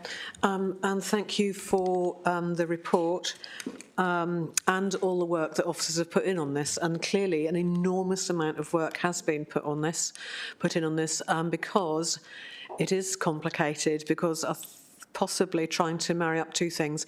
This has occupied my mind more than any other planning application I've ever considered in this council or in previous places. And I've been listening with interest to the discussion today because it has bothered me, a real head scratcher. But in the end, I think it comes down to the question as to whether this is a suitable party venue. The idea of extending the use of the buildings is admirable.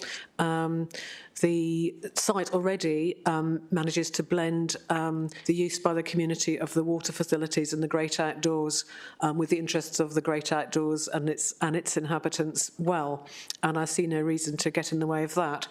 The idea of meetings or other events taking place in those buildings at other times is fine, but I am really bothered with the idea of this as a party venue, and I think trying to square that circle is using up an enormous amount of everybody's time, and that is my question. That is well, I would come at this fresh if I thought there was a condition that there would be no amplified music at all.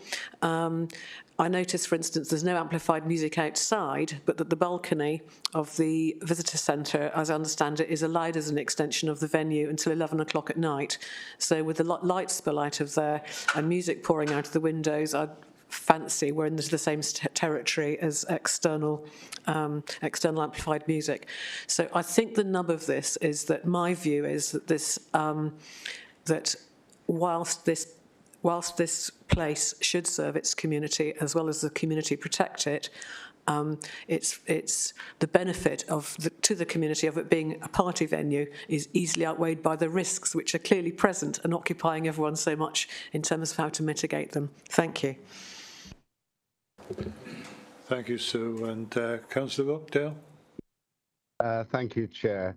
With regards to the overwintering birds reports that was submitted, is there anything to look at the ongoing impact if this application is approved? So, for instance, we have a baseline that is being recorded, which would be the overwintering report, and are we able to then measure the impacts of the approval, if it is that over the long term, to see if there is a detrimental impact on the wildlife? I'm not going to rehash all the other arguments that everybody's already put forward, Chair. It's just an idea of how do we mitigate when we don't really know what the baseline is.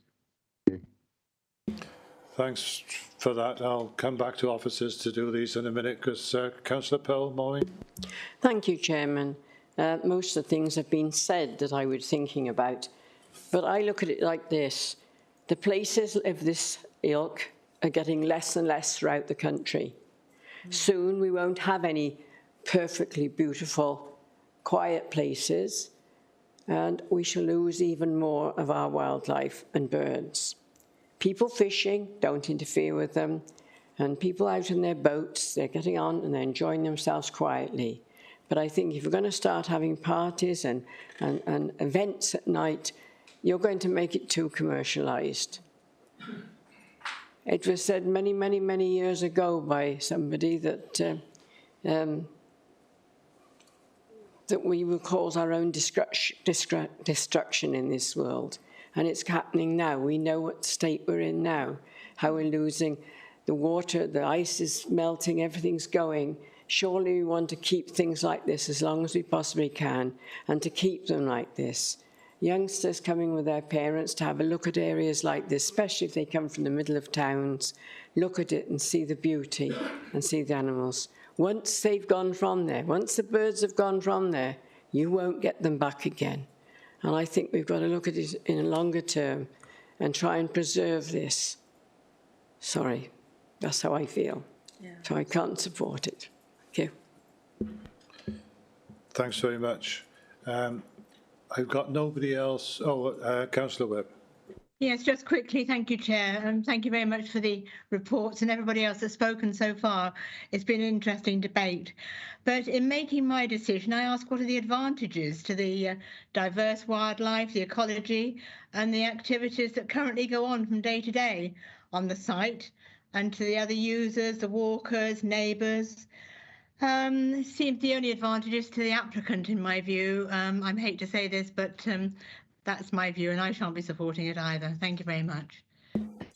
Thank you, Councillor Webb. I've got nobody else on my list at the moment. So, officers, would you like to come back in? And there's a couple of points there. Yeah, there were several actually. I won't go through them all because I think a lot of it's been said already, to be honest, but or is in the report. But in terms of otter mortality, I think that, well, you take for granted there's already otters being killed on the roads already. So the point about this use from a highway perspective, that it won't significantly increase traffic over existing levels that are already using the highway network. You're not just talking about the reservoir. You're talking about users within the community using those road networks to get, for instance, from us or Coed Pain to Pontypool and places like that and New Inn. So there will be a lot of use on that road who aren't actually using the reservoir facility. But what this opportunity does is to actually, again, offer a baseline opportunity to have a proper survey of otter mortality and actually have adjustments that can be made to this particular use if that trend seems to be going up. So again, it can help actually control reduce otter mortality in that regard. There's a large car park which should be able to cater for the users of the premises, as we've seen, and highways don't object in terms of parking. In terms of noise, that will be contained within the building. If there is an issue with intermittent noise, for instance, if windows are open for people to go out into the balcony, Environmental Health can monitor that and have a statutory noise nuisance function, so they would be able to get involved if that does become a problem. But it's also worth mentioning that Welsh Water are a responsible body. They're not a private individual, and they have a corporate responsibility to engage with the community and be considerate and responsible operators of a site. In terms of overwintering birds, there is condition 4, which Councillor Rook referred to. There is condition 4, which provides a safeguard there in terms of no use, even internal use, between the critical period of 1st of November to 28th of February shall be permitted until a wintering bird monitoring programme has been submitted to and agreed by the local planning authority, and that will be in tandem with NRW. And that was requested by NRW, who haven't ultimately objected to the application. So that provides a safeguard then in terms of future monitoring and of the use of the reservoir by those overwintering birds. And it's important to say that the reservoir is a large body of water, and a lot of the birds are actually using the body of water to the north, away from the buildings, where human activity has already taken place. So they will be able to move around that area and use the reservoir in a way that doesn't harm their integrity. But these conditions will be in place to safeguard the asset that is the SSI and the wildfowl using them. And again, I must emphasise that NRW haven't objected to it, and they are our, they are our expert advisors, statutory advisors, rather than an amenity group. Thank you. Phil. Yeah. Thank you, Chair. I just wanted to pick up, I can obviously sense members' concerns with regards to the wildlife interest with this application, and you're quite right in terms of the balance that needs to be made here in terms of planning policy and the Ministers for Climate Change's letter and the need to protect our SSIs. And what this application does, what both applications do, is that we do heavily restrict these uses. And I wanted to pick up on the point that Councillor Callard made about we do have 2 applications in front of us today. If members are concerned about the cumulative impact of both developments in terms of what Phil was just saying, in terms of where birds are monitoring, are nesting and roosting within the reservoir. It's a large area. This area already is contained, has human activity. Would it be more appropriate for members to consider whether one of the applications is considered favourably, given the level of conditions? That might give the opportunity for the applicant to express these events, have these events to the benefits of people who are going to use those events. It might be something that members want to consider. That was mentioned earlier, and I thought I'd just raise it again. That might be a compromise and a level of consideration given the level of conditions that we have in front of us as well. I also wanted to outline to members that if you are considering not accepting officer's recommendation on this application, we have to consider then the implication of an appeal process and costs that potentially could be awarded against the local planning authority given the consultation responses that we have with no objections. So I did want to make you aware of that. And yes, those are the two things I think you need to think about. And if we are considering not going with the recommendations of officer, we do need to consider the reasons for refusal then as well. So please, members, before you take that vote, to consider how we move forward with that. Thanks, Chair. Thank you, Craig. We got another flood of hands wanting to come up now. So, Councillor Butler, Jan. Thank you, Chair.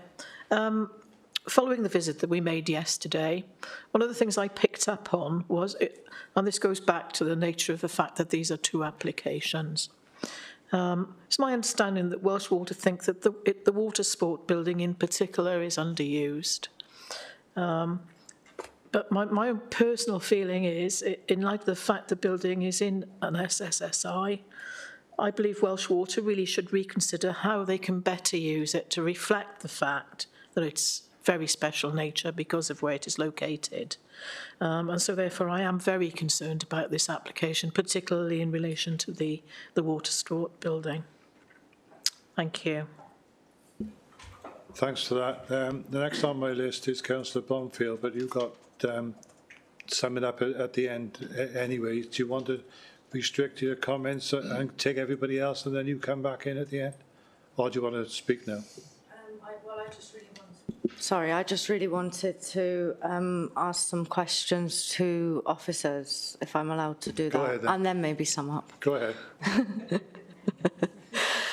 No, we all know, everybody in this room, we've all got that gut feeling that this is not the right thing to do. You know, how can we, like Councillor McKenna said, let our children grow up in a world where, you know, we're not respecting wildlife? I don't teach my son to have that view. It's immorally wrong.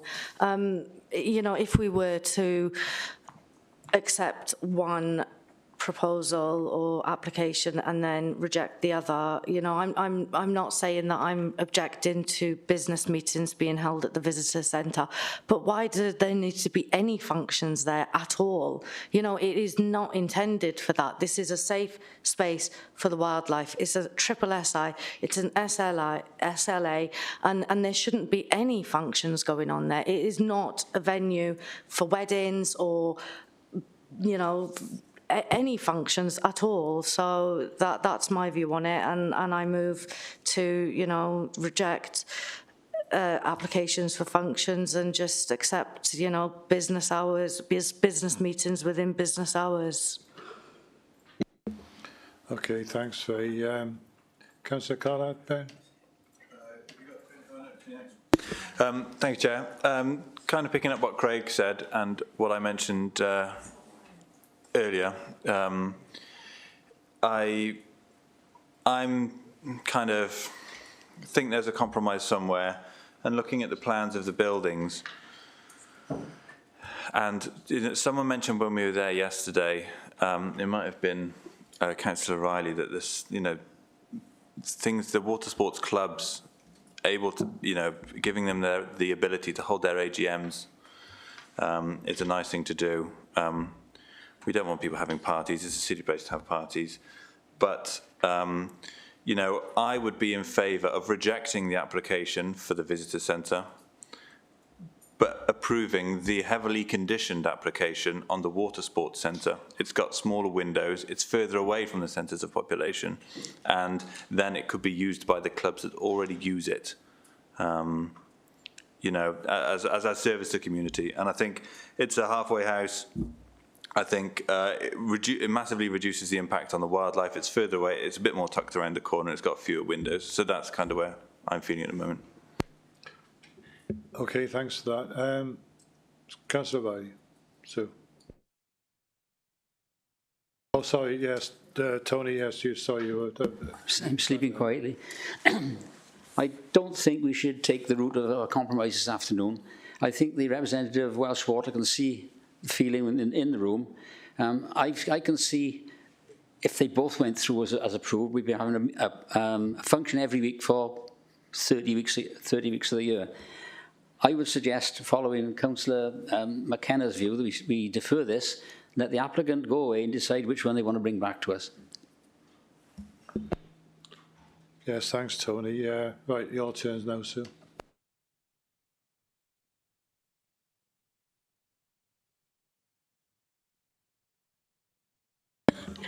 Sorry. I'm tending to agree with Councillor Callard that there is some room for compromise here. The visitors centre, although it does have lights across the front, it is the closest to the road where after dark lights are flashing in that area anyway. So I'm inclined to say that if we were to look at, it's a very large area of water, and we didn't actually see where we were yesterday, the expanse which is sort of round the corner. And I'm inclined to say that there is areas in this reservoir where wildlife can exist well without it being particularly affected, particularly where the visitor centre is anyway. And I'm thinking perhaps if we could compromise by restricting or taking out the use of live music, amplified music, in or outside, that there is scope to approve some of this for some of the clubs that use these facilities. It is a vast expanse of water, and these two facilities, whether we looked at approving both of them or one of them, as I say, the one is very close to the road, and there is a lot of flashing lights as vehicles go past anyway. Thanks for that. A thought occurs to me with regards to the boathouse, should we call it, the other one, is that's actually closer to the northern end. So that might have an issue. Councillor Rook. Thank you, Chair. But Councillor Riley's stolen my thunder. I was going to suggest that the complete opposite to what Councillor Callard suggested, and saying, well, maybe we look at the community, the visitor centre, sorry, rather than the boathouse, because that's closer to the roads, we're further away from the where you would expect to find the nesting birds, and is less likely, in my opinion, to have an impact. That way, you're also limiting the number of events available to 12 per year from the 24 that is currently on the table. So for me, that's a decent compromise. If this was a country estate, in the somewhere, and they were looking to enhance what they offer at that country estate, would we be giving us the same sort of consideration? There will always be an impact on wildlife, but any development that we allow is what we do to mitigate it as much as we can. Thank you, Chair. Okay, thanks very much for that. I'm going to come to you in a minute, Nicola, but did you want to come? You didn't want to come in, did you? No. I think we've probably given that sufficient airing now. There's 3 considerations, as far as I can see, to go along with officer recommendation and approve it, or to reject it, obviously, or there's been enough points brought up here that the applicant's agent and officers have taken on board to look at deferring it, to give them the opportunity of reconsidering. The sort of reconsideration would be to drop off the parties, to keep the meetings. I think the boathouse should only be meetings, possibly. That's one of the options. I think it's possibly worth deferring it to give them the opportunity of coming back with a more acceptable application. So I'm going to suggest, Nicola, that you put approve, reject and defer in the voting bar. Can I have any... Chair, but will we be having 2 votes? it'll be the same for each of them, but we do need to vote on them separately. But as I say, before I do that, and I bring Craig in, you've got the opportunity of summing up, Faye, but if I just bring Craig in first. Thanks, Chair. I was just going to suggest, Chair, to take a vote on whether members agree with the recommendation of officers, yes or no. If the applications are refused, then we need to state what those reasons are for refusal. Then we will naturally go back to the applicant over the next month in any case and defer and speak to them with regards to the meeting, if that was the case, and then we can bring that back, because we'll have to confirm those reasons for refusal in any way. So they will come back if that is the situation. So rather than put... Defer on the voting. Do elected members agree with the elected members of the planning committee agree with the recommendation put forward officers? Yes or no? And if it is a no, then we need to establish what those reasons for refusal are. Yeah. Okay. Everybody happy with that? Faye? You're happy with that?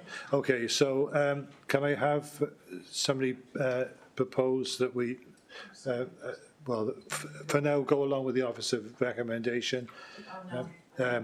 Is I have to ask, is anybody prepared to propose approval? Yeah, sorry.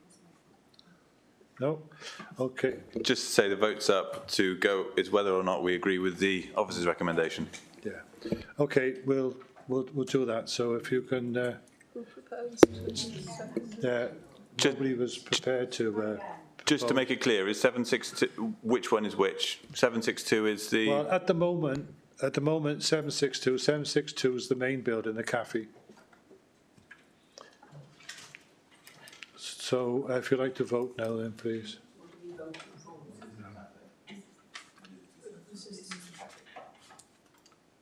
The officer recommendation. Yeah. Yeah.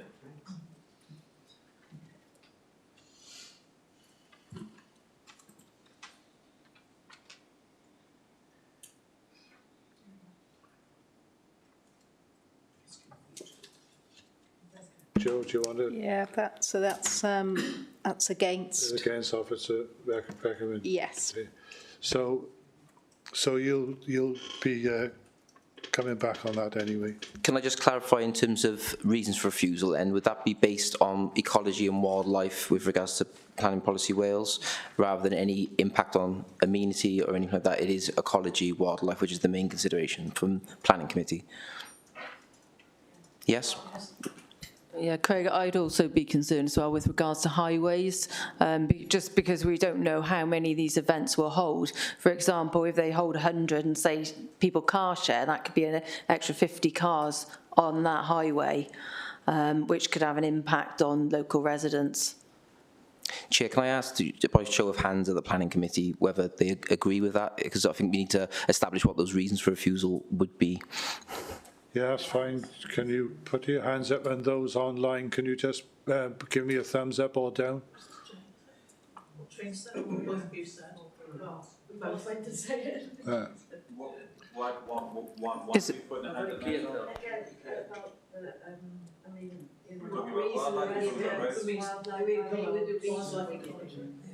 Sorry, Chair. I was asking, so we've established that the Planning Committee agreed that the reason for refusal is relating to ecology. Councillor McKenna has suggested that potentially the Planning Committee refusing based on highways. All I was asking for a show of hands via the Chair as to whether that is the case for all Planning Committee members, or are we just refusing this application based on ecology matters? So I guess the show of hands is to, do you agree with a reason for refusal should reflect highway safety? As well as ecology. So, yeah, again, those online, thumbs up or down, hands up if you agree with that in the chamber. Hands up if you don't.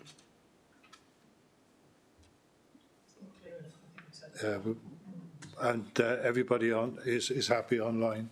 Okay.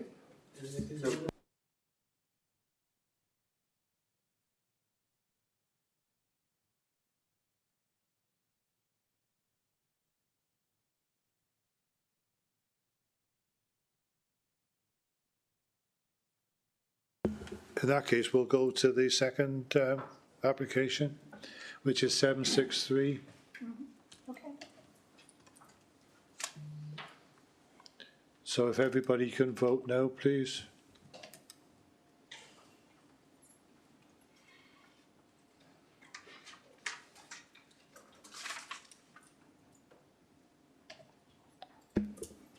So again, that's against. That's Approval. clearly against approval. So thank you very much, everybody. Officers will go back to the applicant now and have a look at those points that we raised, and we'll have it back before us at the next meeting with reasons for refusal and any other considerations. Okay.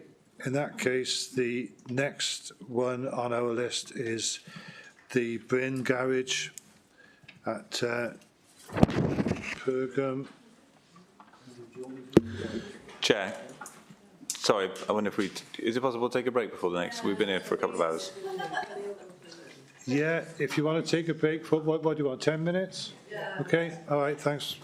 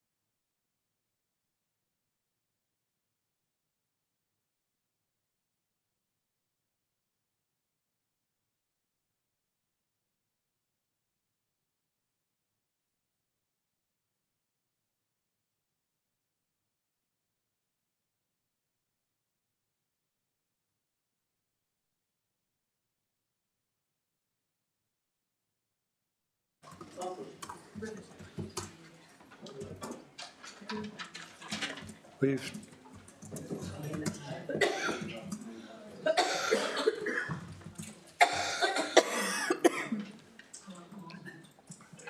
Marianne?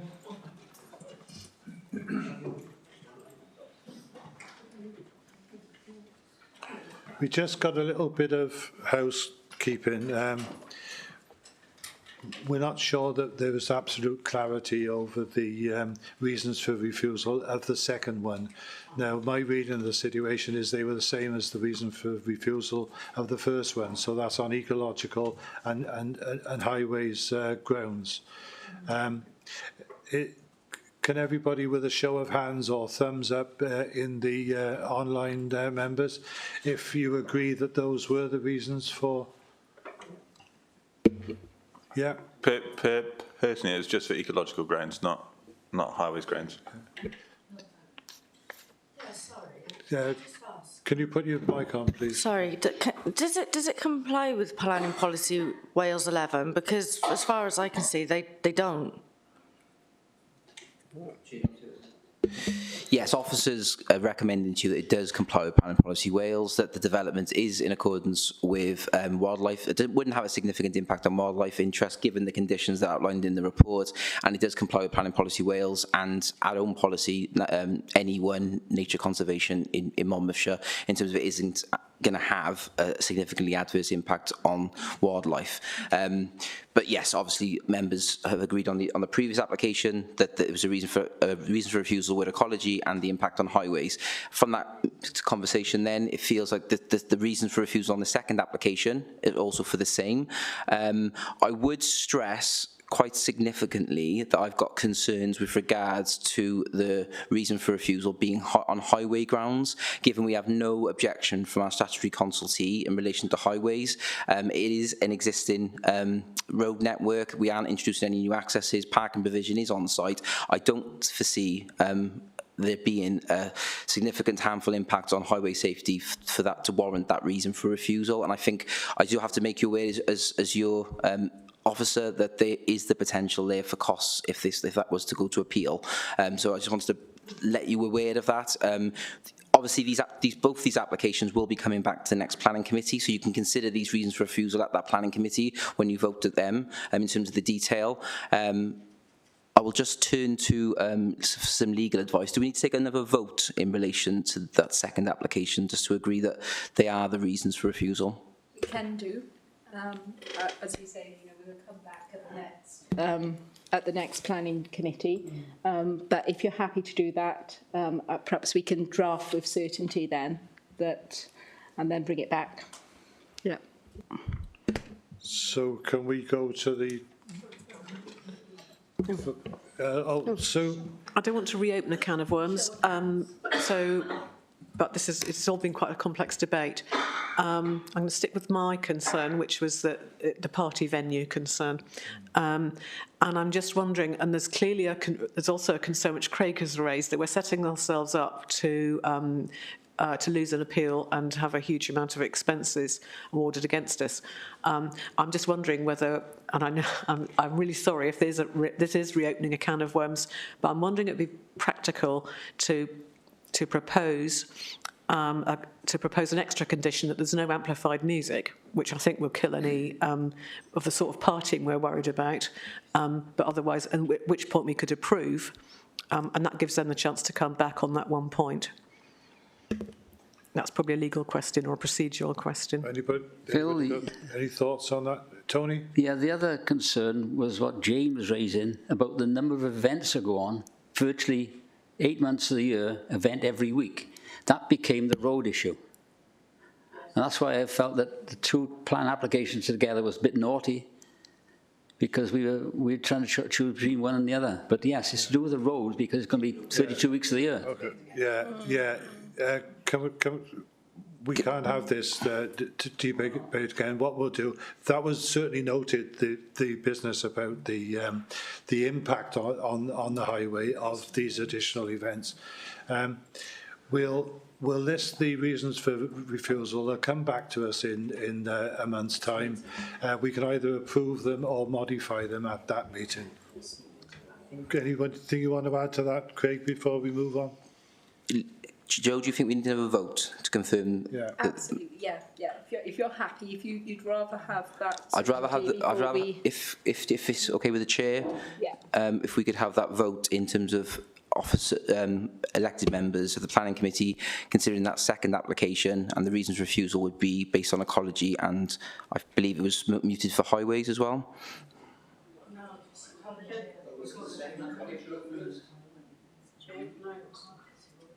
If we forgot about the highways bit, would that make a big difference to whether we're going to have to pay a lot of costs?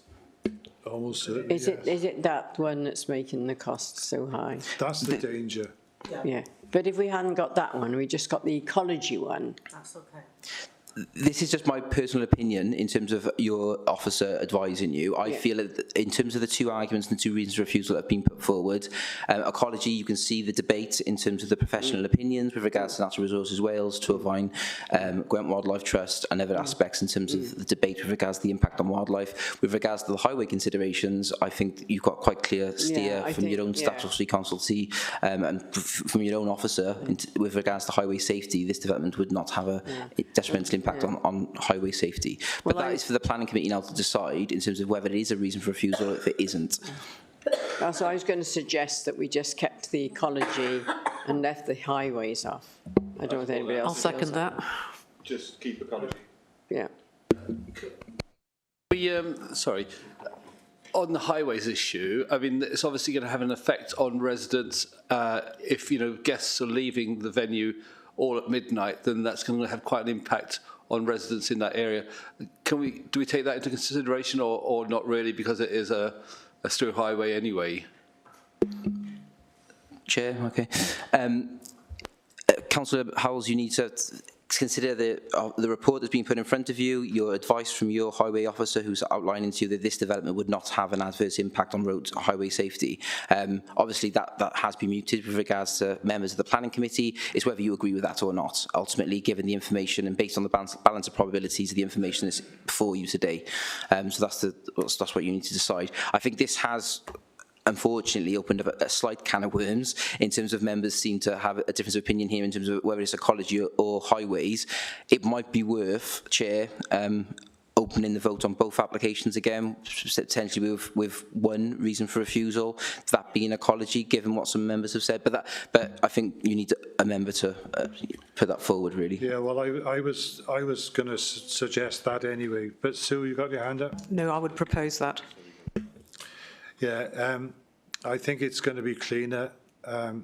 It's the one thing that everybody was clear on, whereas there is a difference of opinion over the highways issue. So we'll take the votes again. So the vote this time will be to restrict to ecology reasons rather than for or against. So can you do that, Nick? Do you want me to put that in, yeah? Yeah. On the first, do it separately for both applications? Yeah. So who seconded? So Sick proposed, who seconded to go to this? Phil, the applicant left this meeting not knowing what we're doing now. Well, it's all coming back in a month anyway. We didn't have a formal proposer and seconder for that, so Ben's proposing it and Jan is seconding it.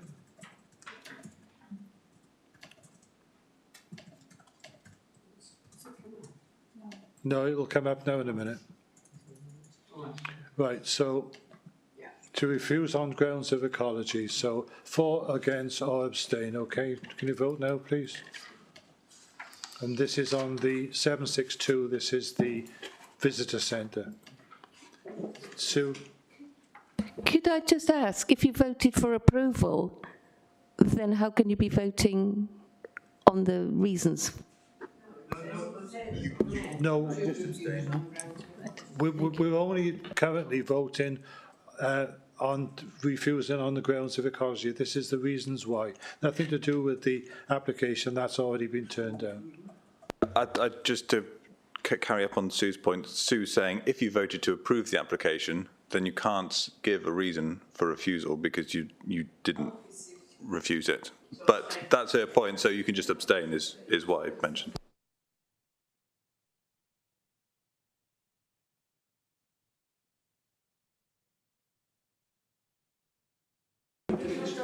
It's absolutely clear.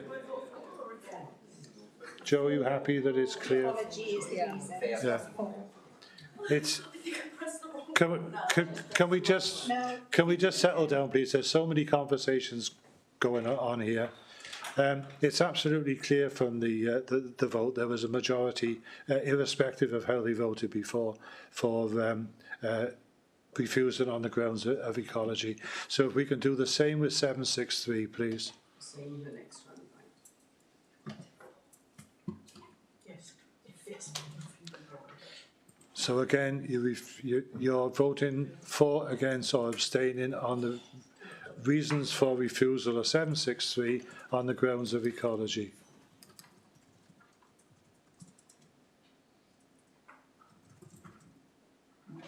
And that's clearly carried.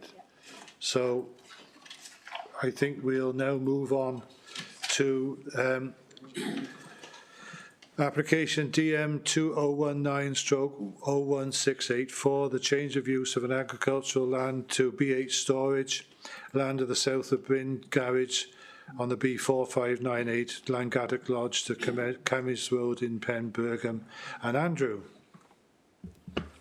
Yes, thank you, Chair, and good afternoon, members and those following us online at home. So as you stated, this is a full application that seeks planning permission for the change of use of agricultural land to use class B8, which is storage. And just for the purposes of clarity, the application is presented to you today, members, at the request of the previous ward member, as well as the threshold of objections from at least 5 separate households having been met. The plan you can see on screen now shows the application site. It's just to the north of the A40. And you can see there, roughly indicated, this is the area subject of the proposed B8 use. That's just a photograph showing the existing yard and building that is run in association with the Bryn Garage. As it's noted in the commentary text there, that this is an established business that repairs and tests motor vehicles, both private and commercial. And this is a view from the site frontage. It's the B4598, sort of runs between Abergavenny and Raglan. And this is just a further view from the site frontage. The site is set behind those dwellings you can see on the opposite side of the road. So these are, obviously some of the members will have the benefit of the site visit yesterday. So these are some of the views within the site showing the existing yard area and various vehicles and containers parked within it. That shows the yard area again with the neighbouring dwellings shown in the background. Again, a similar view, just showing a sort of wider panoramic view from taken within the yard area.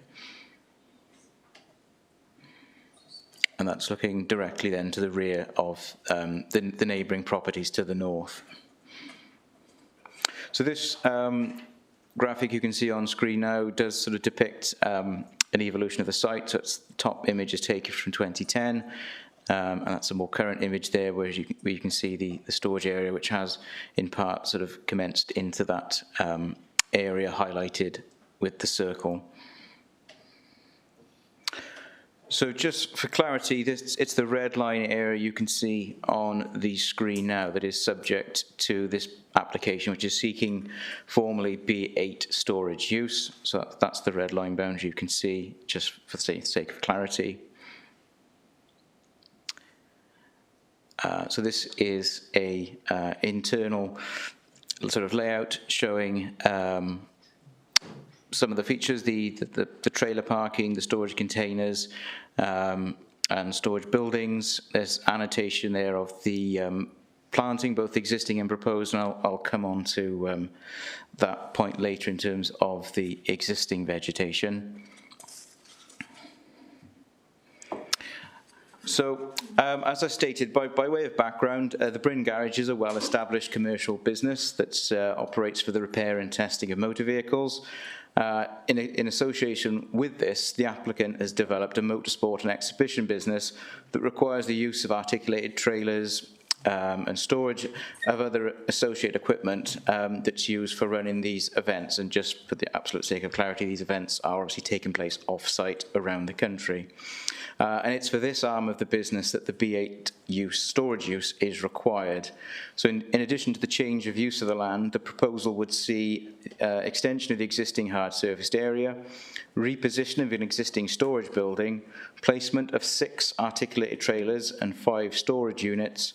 New soft landscaping is also proposed, and just for the sake of clarity, there are no changes proposed to the site access arrangements as existing. So in terms of the detailed material considerations, the officer's report does provide you with a detailed overview of these, so I'll choose to focus just on 3 key and pertinent planning issues: landscape visual impact, residential amenity, and biodiversity. So firstly, looking at visual impact, the scheme has been amended, and a parcel of land in the southeast corner of the site is no longer seeking permission for B8 use. Now, you'll have noted, members, in late correspondence, an additional condition requiring a restoration scheme for this to be agreed and implemented. The amendments to the scheme through the course of the application have overcome the initial concerns of the Council's landscape officer, and this, however, is subject to the conditions as set out in the officer's report, including a programme of landscape maintenance. Third-party concerns are certainly duly noted with regard to the commercial use moving into previously agricultural land. However, officers are satisfied that this application would actually now provide a clear and visible boundary to the site that would appropriately enclose by new hedging and would provide that distinction between the sort of commercial land and adjoining agricultural.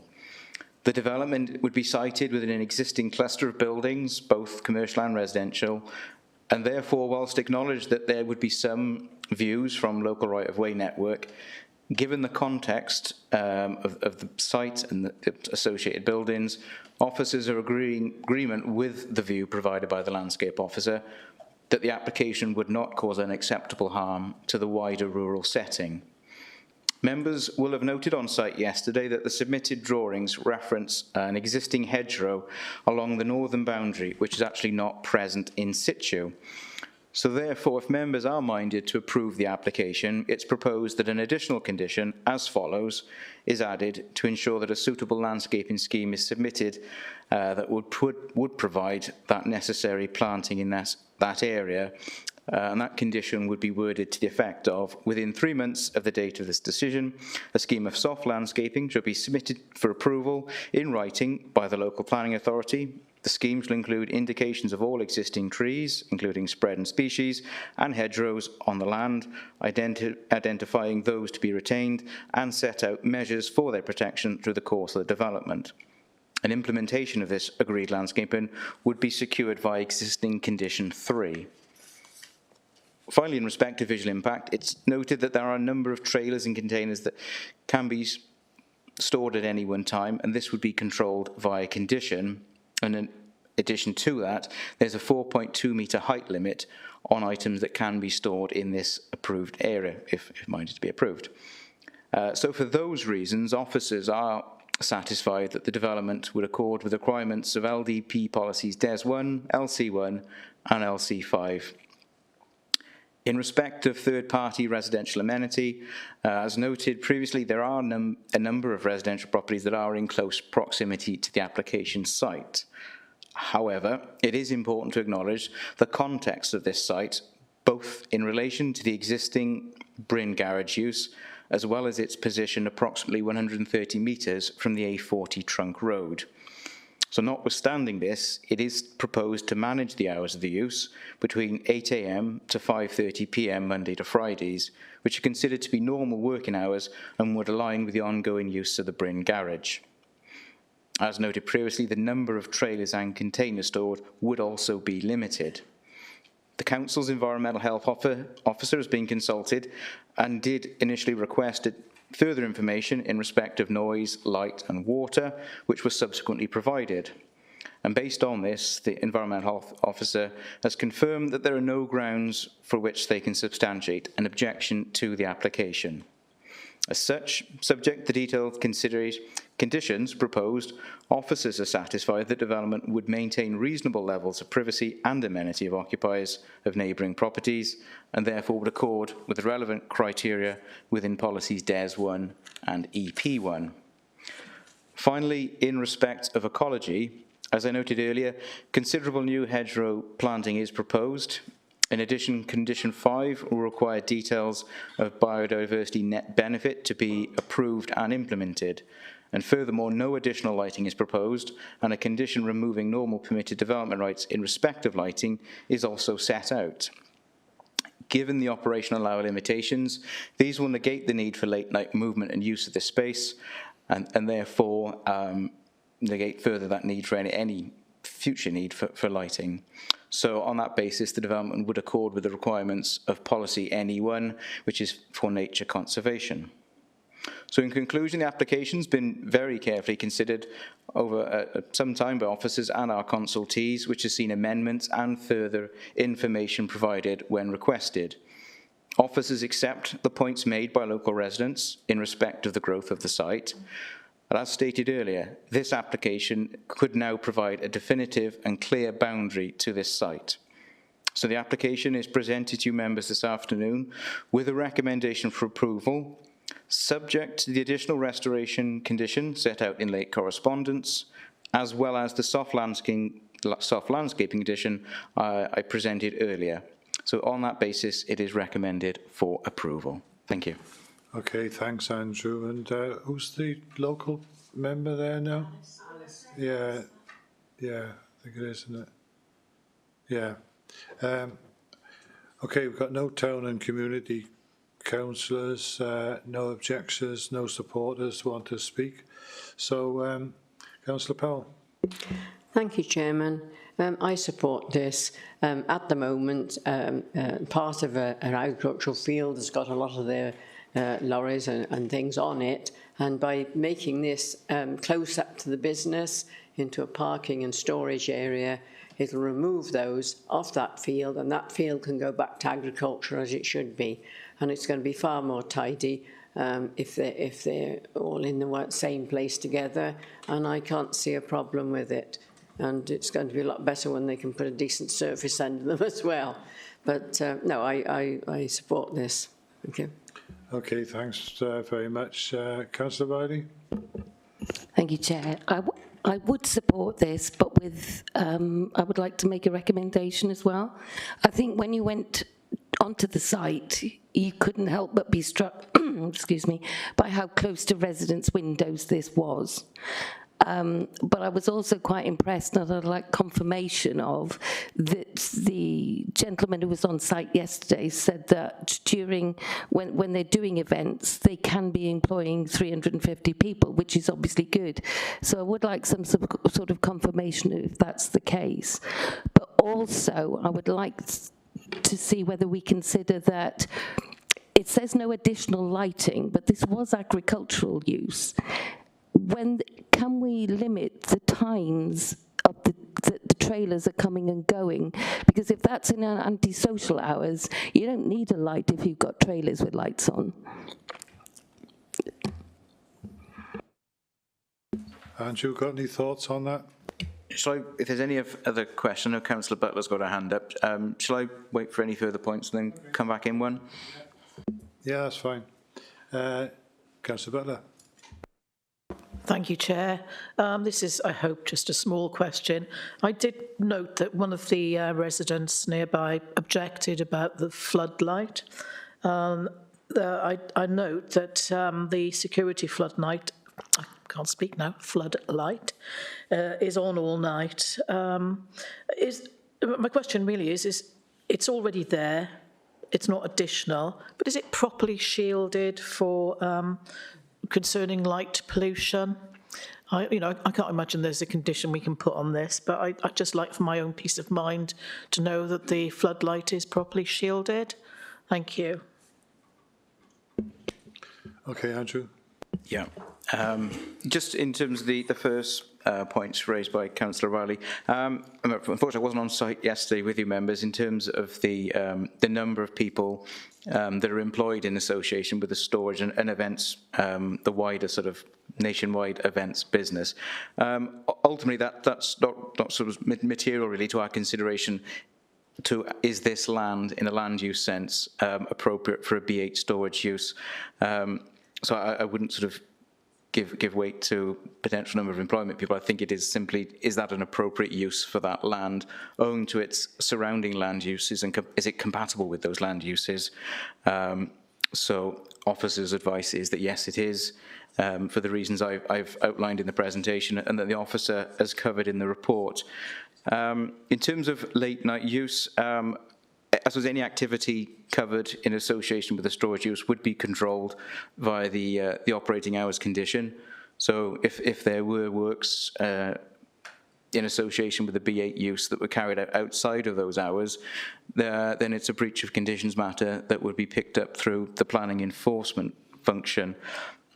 In respect of the existing floodlights, please correct me if I'm wrong, Councillor Butler, this is on one of the existing buildings. I'm not aware that on the existing buildings there are any permitted development right restrictions that are in place, so it wouldn't be covered. We are now looking at this as an additional parcel of land in which we are applying and it's within our gift to put such a condition on and feel it's necessary and appropriate. So we can't cover and condition and control things on buildings that aren't subject to those sort of restrictions. We can certainly look into it just to confirm as a sort of a side matter if there are any breaches of planning control in respect of that light. But given the age of the building, it's unlikely to have those restrictions. But we could look at it separately. I think this application needs to be looked at on its own merits, and it is appropriate for it sort of wipe its own face. I think that's the expression, that the lighting is restricted on this as a use of that land. Okay, thanks, Andrew. Nobody else has indicated that they want to speak. We have a report before us with a recommendation for approval. Would anybody like to recommend approval? Councillor Powell and Councillor McConnell for seconding. Okay, Nick, can we have the voting function up, please? So can you vote no then, please?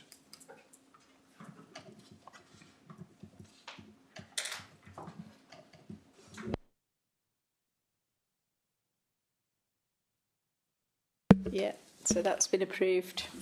Okay, thank you very much, everybody. We now move on to Rockfield Farm and Adam. Thank you, Chair. Thanks all. This application seeks reserve matters approval for 120 dwellings on Rockfield Farm in Undy. The extent of the application site is shown outlined in red. If we can just go to the next slide, please. The site is currently undeveloped and is located to the south of the M4. And the next slide, please. These are just the internal images of the site recently. And if we go to the next slide, please. And again, please. So the site was allocated for development under policy SAH5 of the Monmouthshire Local Development Plan, and outline consent has previously been obtained. The on-screen plan shows the approved indicative layout from the outline consent. Part of the allocation to the east of Silurian Road has been granted at reserve matter stage and is in the final phase of being completed. If we could go to the next slide, please. This is the proposed layout for the two portions of, or two parcels of land that we're considering today. There are a number of site constraints that I run through at this point.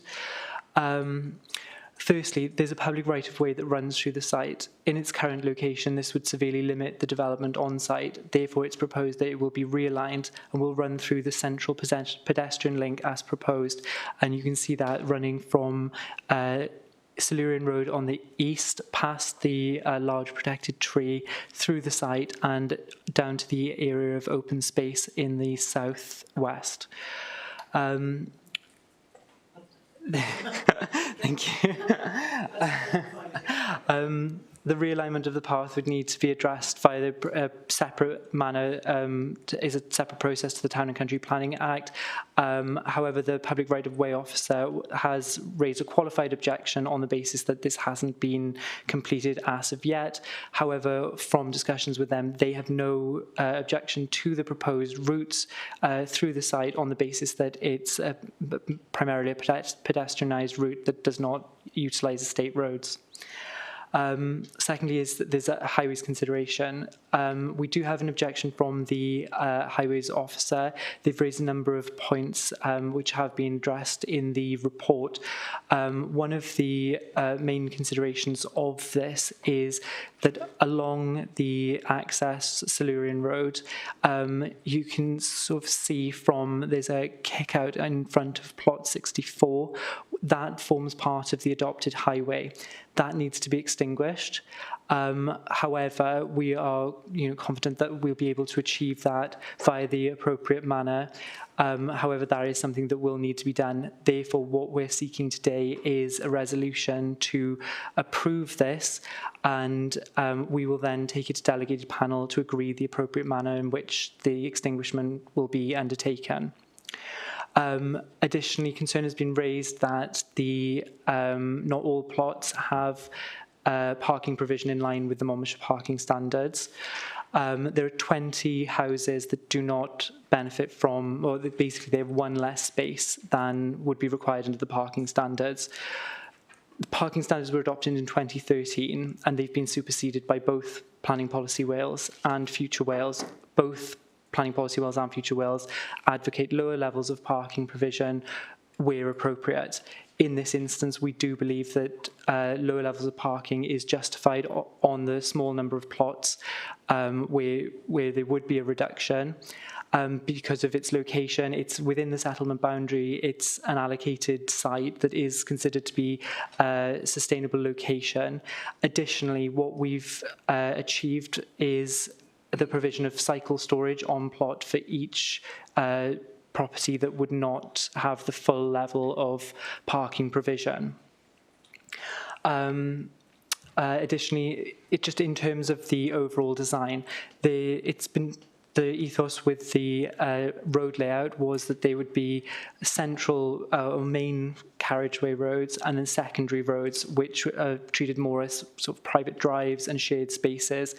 These do not benefit from footpaths as they are designed to be shared spaces. This is something that's advocated by the placemaking charter that Monmouthshire Council are a signatory of. Additionally, some of the main link roads only have a footpath on one side, and it's only in locations where it serves development. So you'll notice along the top east-west road, there is only a footpath proposed to the north, as there is no development to the south, and and additionally, to the south of the sink, there's no footpath proposed there. In part, there's no footpath proposed to the south of the sink as we're looking to protect that ecological asset and not to encourage people from into that location. However, what we do have is appropriate footpath crossing points at the junction on Silurian Road that allow people to cross when travelling north and then changing direction to go west.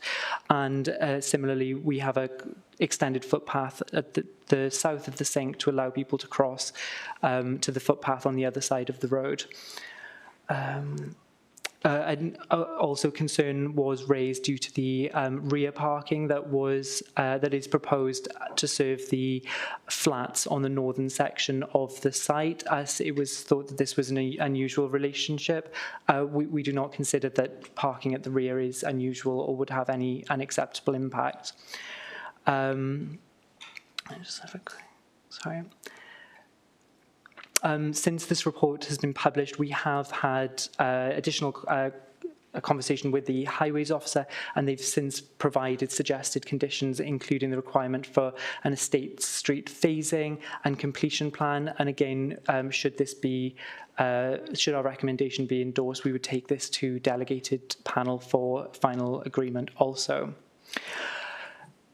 Running east-west through the site is the sink, which you can see the green band of planting running through the central section of the site. It's been imperative that we not only treat this feature very sensitively, but also try to enhance it. So we've limited development around the sink to try and limit any impact, and also through our biodiversity and ecological enhancements, we've looked to reinstate or reinforce the buffer with native planting and tree planting around it.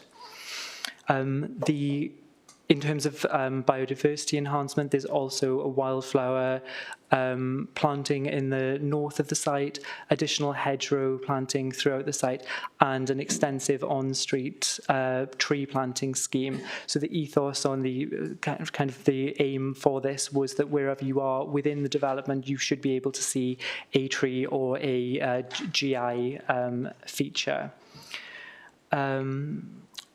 The council's ecologist is satisfied with the scheme in its most recent submission, and there's no objection from an ecological point of view. The latest comments we did get from the landscape officer held a holding objection. The most recent plans have been received since then, and we consider them to address these concerns. However, amended comments have not been received at this point.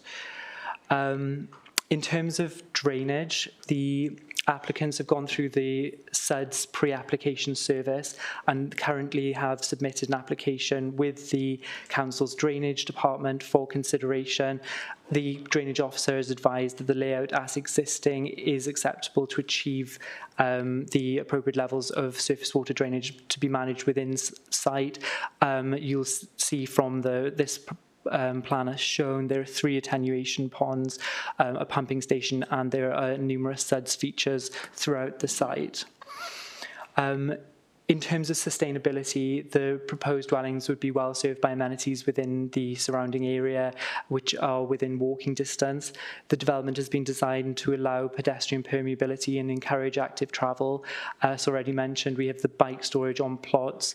We've managed to achieve 84% of the proposed dwellings would provide the provision for electrical vehicle charging to be installed, and also the flats are proposed with solar panels. If we could just move on to the next slide, please. That's essentially just an engineering drawing showing the same layout. And if we could go to the next slide as well, please. These are the more detailed landscaping schemes. So as you can see, that demonstrates the wildflower planting in the most northern corner of the development, and the reinforced buffer for the sink, and the development around the attenuation pond. And then the next one, please. In the southwest corner, you have the area of open space. There's no on-site formal play provision or anything of that nature to be provided on this site. So this has been provided adjacent to the play area that's accessed via the existing one on the adjacent development on Rockfield View. And then it links then through with you can see the green running through the middle is the public or proposed realignment for the public right-of-way. And then the next one, please. And then this again shows the additional attenuation ponds in the southeast of the plot. And then the next one, please. The top image here shows a street scene showing the what the view north would be from the proposed route for the public right-of-way.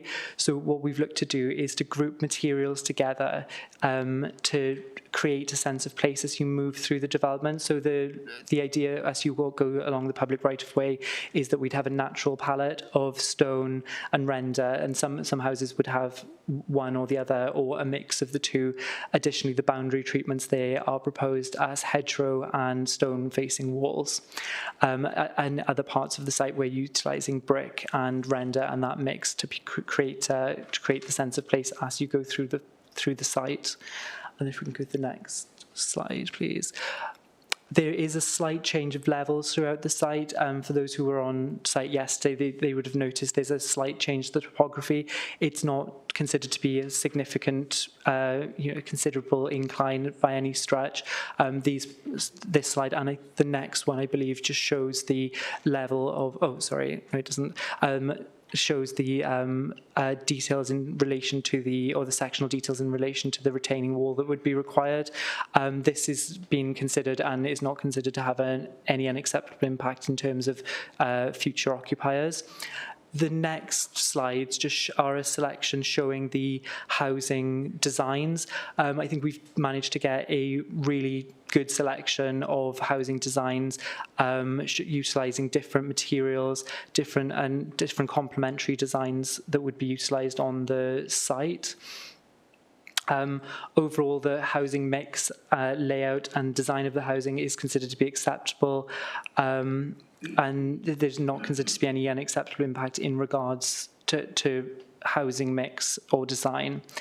The relationship of the proposed dwellings and the existing houses in the area is considered to be acceptable and meets, general accepted standards for separation distances, and therefore the application is recommended for approval, but again, with a resolution to take it to delegated panel to resolve the issues with how to overcome the adoption of the highway.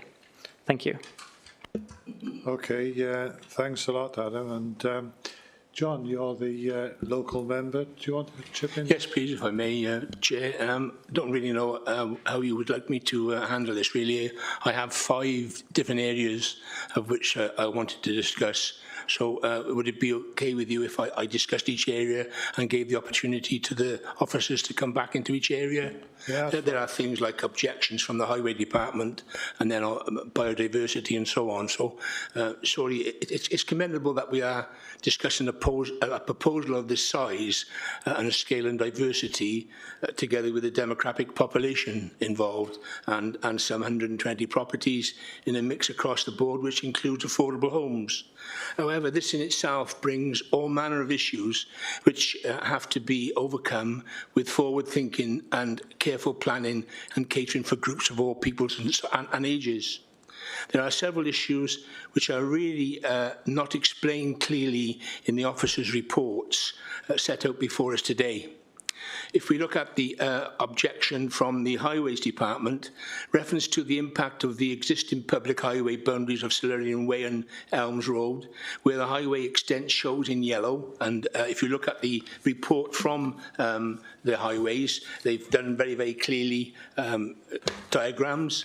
We have issues of boundary properties and parking issues which are not actually sorted and agreed. So that's the first thing as far as highways are concerned.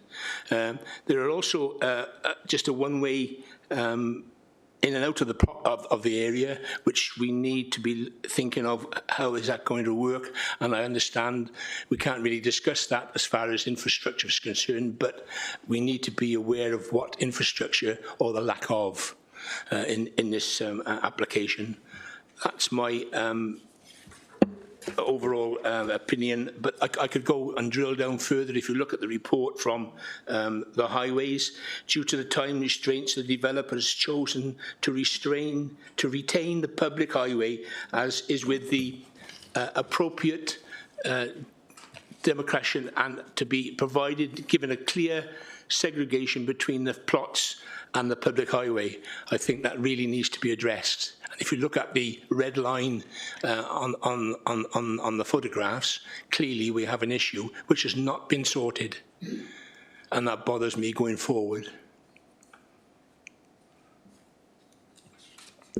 Do you want to keep going to the end, John? And then yeah, and I mean, notwithstanding the above comments in respect of the interface with the public highway for plots 66 and 74, there are concerns over the proposed proximity of the plot 64 as shown in the extraction below.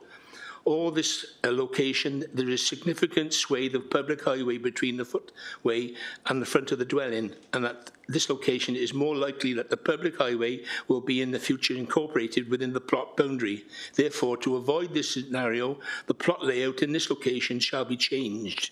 Alternatively, to avoid the above and maintain the plot layout, our proposed is advisable that the applicant formally applies to extenuate the public highway outside all plots. As it's been sorted, I don't know. It's ambiguous, really. Yeah, okay. There's been several points there. Before you carry on, I can see Adam wants to come back in. So yeah. We'll let him. Can you do all those points up until that? Yeah, absolutely. So in terms of the extinguishment, that is acknowledged. We do note that the public highway does run along the front boundary of the plots. The main concern is in relation to plot 64, which has the largest expanse of adopted highway within the front garden. The key issue for us with this development was to make sure that there was no housing or built form proposed within that highway location, which there isn't. Whilst this does pose a concern from the Highways Authority, they have also confirmed that they have no objection to the extinguishment of the highway, and that's why we're seeking the resolve to approve the layout, but to take the means of how that is done and how that highway is achieved to be agreed with delegated panel. So whilst I understand that this is something that does need to be resolved, it's not something that we feel is a fundamental issue or that's something that highways are objecting to in terms of going forward. They are happy to support the extinguishment of that highway. And then in terms of the access and the route, so the access into the site would be via the B425. 4245, isn't it? Yeah. And through the new development. Now, this allocation forms part of a wider master plan, and so can we get the layout on the screen again just to demonstrate? Thank you.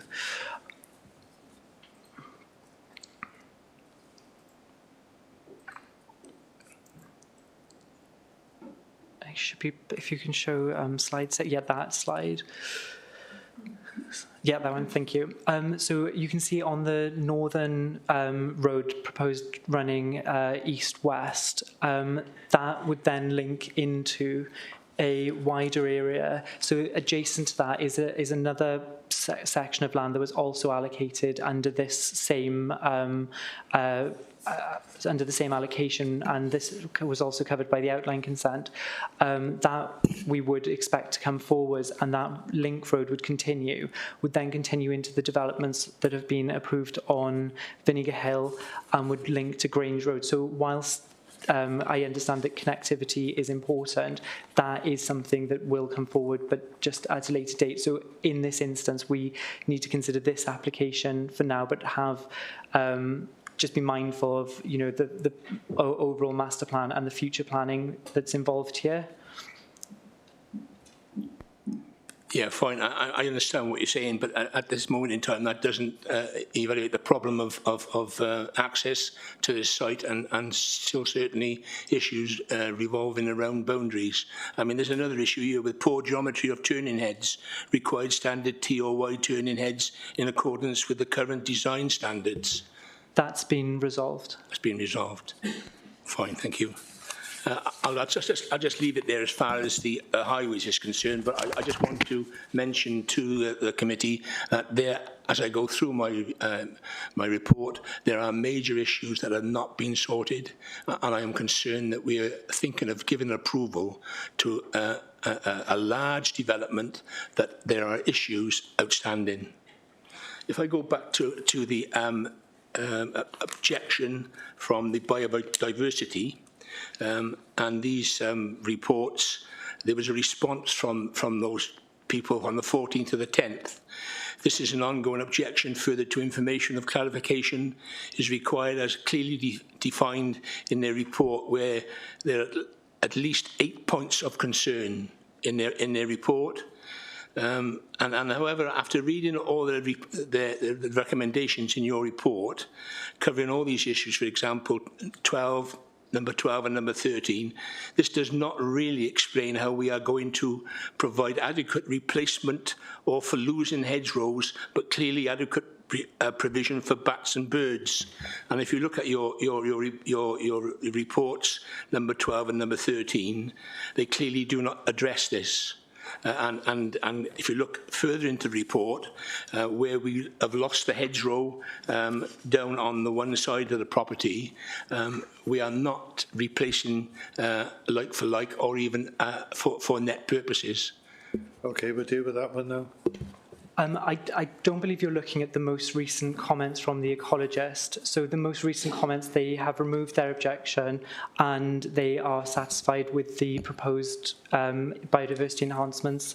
In terms of the proposed, it is acknowledged there was originally a hedgerow that ran along the boundary of Silurian Road. That unfortunately has been damaged and it's no longer on site. That's no fault of the applicant. However, what they have done is compensated for that loss, and that's been replanted throughout the site with hedgerows, and also native hedgerow planting is proposed around the sink to reinforce that. So whilst I do understand where your concern is coming from, I don't think you're looking at the most recent comments from the ecologist. Okay, I'm looking from their response on the 14th to the 10th, so I would have thought that would have been the most recent one. No, there's an additional comments that have been received since then. Then I'm surprised that's not been put on the portal, to be honest with you, because how can people like ourselves report on something when we don't have the latest report on the portal? Oh, apologies, my understanding was it was available online, so apologies for that if it's not. Okay, can I go on to the next one? Sorry. The next one is basically the qualified objection from public rights of way. It states that they can be addressed through the imposition of the conditions set out in their report. Yet PROW are clearly concerned with several aspects of these footpaths within question. Like the applicant's attention should be brought to public footpath 23. The applicant fails to acknowledge or detail public rights of way crossing and adjoining the site. The relevant application plan should be resubmitted, including detail of the public right-of-way crossing and adjoining the site, and the application should identify how many adverse impacts affecting them relating to the development will be migrated. It appears there is a footpath plan through the site, and there are questions as to its termination points to existing footpath. If this is the case, then an application will need to be made for realignment, and these are not always successful. Public footpath 3 through 2 must be kept open and free for use by the public at all times. I question whether that's been sorted or whether it's been available. Yes, so sorry, I thought I had covered that earlier. So essentially, there is a public footpath that runs through the site. Due to its current alignment, it would make development of this site almost impossible. It would take out a significant portion of the developable land. So the applicants are aware that they do need to apply to realign that footpath, and that's something that needs to be done via the correct channels. So what they have done throughout the through the layout is it's proposed to run from the public open space in the southwest through the site, through the central pedestrianised link, and then would meet Silurian Road. So that has been considered, and the design has been informed by that. The reservation I have at this moment in time is how we are going to make sure that that footpath is open and free to use by the public at all times in a construction site. because that's one of the stipulations that they've said here. Public path 37223 must be kept open and free for use by the public at all times. Yeah, Craig. Chair, if I can come in there just to help. So that's the same, Councillor Cook, with any construction site with regards to footpaths. They might get it diverted for a certain time, they might protect it by putting some sort of barriers around it to maintain it open during construction. So that is a normal procedure and an informative that a public rights of way would give us for any sort of development to ensure that it is kept and free open for the public to use during construction.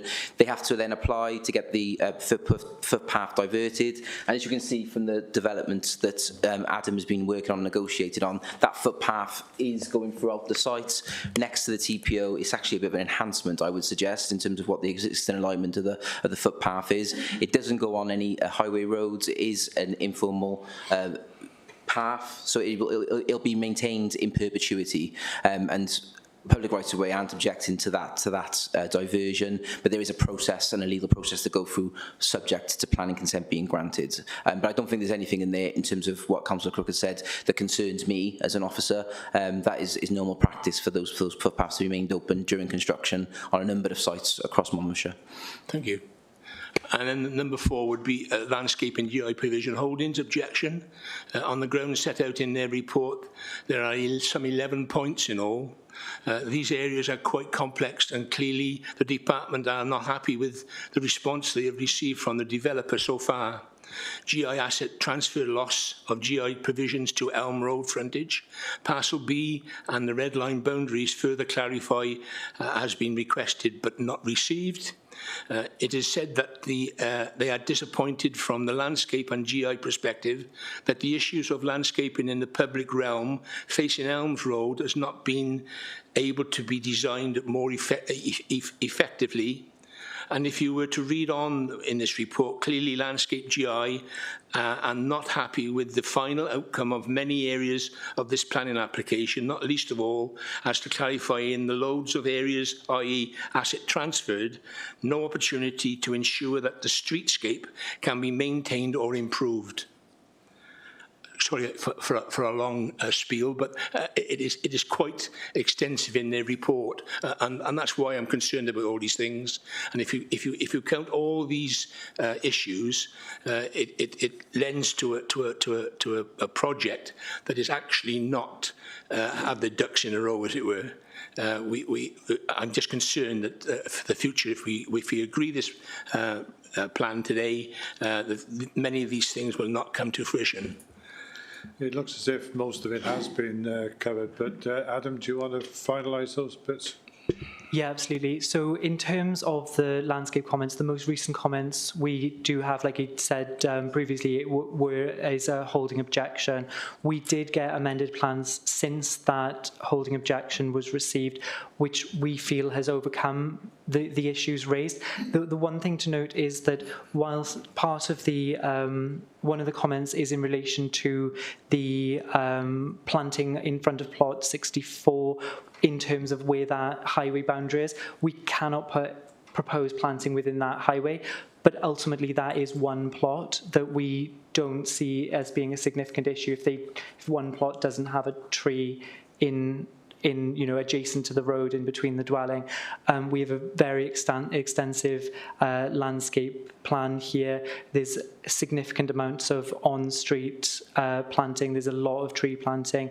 We have mitigation for the loss of the hedgerows, and we have a number of dual-use areas. So in terms of the attenuation ponds, the public areas of open space, the way that we've looked to do that, and this is in response to the landscape officer's comments, by the way, was to incorporate street furniture into them so that they are dual use. So whilst we haven't had updated comments from the landscape officer, we feel that the amendments do satisfy those points. Yeah, I mean, I would question when you say landscaping and tree planting.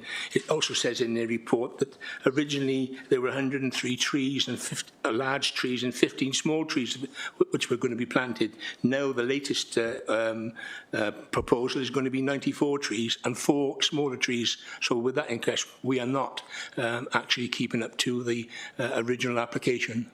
Again, we've had amended plans since those comments were received, so that has been increased. So we are confident that those comments have been satisfied and overcome. Good. And then the last thing, as far as landscape is concerned, clarity as to the all-weather firm services access to the seating areas.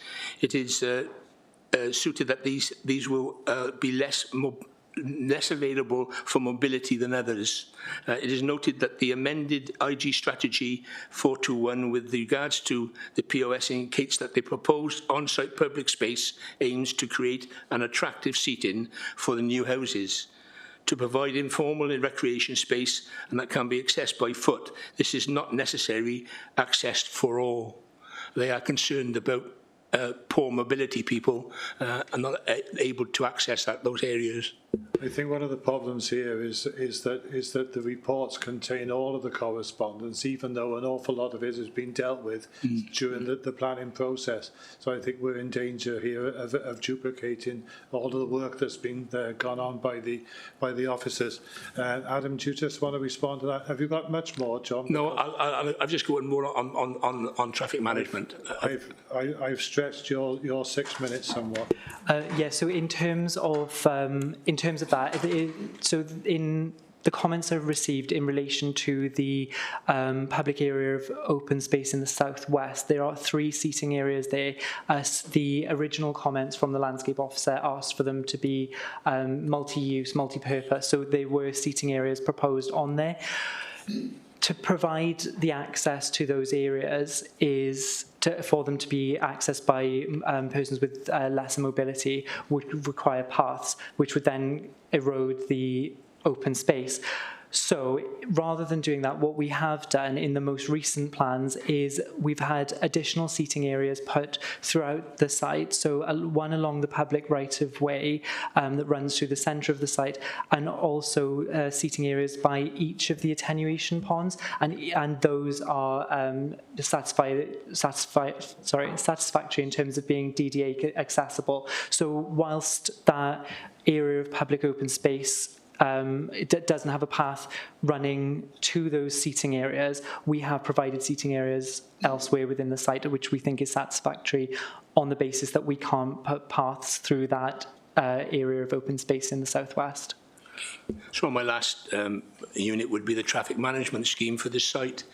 Clearly yesterday, if we took on board what was happening, I think, and I don't know whether they've got planning permission to use it as a compound, that's the Greystone site. The Greystone site are using the land that we were thinking of operating. Clearly there's an issue. Obviously you saw the delivery lorries reversing back from the compound with no banksman. Site plant movement, telehandlers, back and forth. Even a worker yesterday with no IVIS jacket, carrying bricks on his shoulder. That bothers me greatly.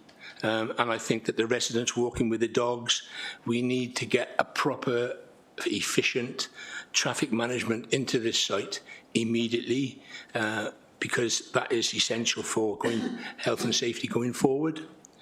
The road surrounding is one of the main thoroughfares leading northwards from the site. As you know, we used that road yesterday in the minibus, and it's a very narrow road going to the Norbury, Comedy Coed, Carrowhill, and even to Roggett. So we need a real proper efficient traffic management in place before we actually start. Yeah, so condition 8, as suggested in the report, states that prior to any works commencing, that a construction management plan would be received. So that is something that's been considered, and we would have that prior to the commencement of development to deal with issues exactly like that. So that has been considered, and we acknowledge that. Okay. My recommendation, by the way, would be to defer this until all these issues, especially boundaries, are complete. If I can come in there, I think the officers managed to answer all of the points that's been raised. Personally, I don't think we're in the realms of deferral, but I'll leave that to the rest of the members to decide. Craig, did you want to come in there before I open it up? Yes, thanks, Chair. I just wanted to address some of Councillor Crook's concerns, and I appreciate the further work that you've done in terms of going through the comments, but as Adam has outlined, a lot of those comments have been dealt with. We have had meetings, significant meetings with regards to our green infrastructure colleagues and landscape colleagues, highway officer colleagues, and yes, there are compromises made across the site, and that is inevitable in terms of our placemaking opportunities. We have to balance out all these different issues, but what we have got in front of members today is a scheme that planning officers are proud of in terms of its placemaking principles, and I think we've got to think about what we have got from this site. We have got a housing scheme with higher than required affordable housing provision. We have got placemaking opportunities. You can see there from the tree-lit, tree-lined streets that we have. On other developments in Monmouthshire over the years, you'll see that isn't the case. This is a fully sustainable drainage system, so it is SAB compliant, so surface water drainage. You've got the attenuation ponds on the site. We've also got a protected sink, so in terms of that woodland area in the middle, that is being further enhanced with additional hedgerows and planting. So I think in terms of, I appreciate that the concerns that Councillor Crook has raised, and a lot of those issues, as the Chair has suggested and Adam has answered, a lot of those issues have been addressed and have been considered throughout the process. The scheme that's before you now, I personally am very, very happy with. Adam's done a really good job in terms of negotiating the scheme that we've got. We've got really good, high-quality build. We've got a high level of affordable housing, as I've already suggested, and a scheme I think that we should be proud of moving forward. And it does really embrace those placemaking principles that we've discussed. There are some matters still outstanding in terms of highways, and that's why we are asking for delegated to be down-delegated to the panel, just so the panel can just review the process for extinguishing that public highway, and to ensure that we do have on that east and west link, which has been designed to be adoptable with 1 metre strip, that will be used for buses in the future as well. So it has been designed for that sustainable transport piece as well. So I just wanted to outline that to members really in terms of, I think sometimes we look at, you know, some of the concerns, some of the things that we haven't got from this scheme, but we have got a lot from this scheme, and is delivering, I think, for our communities.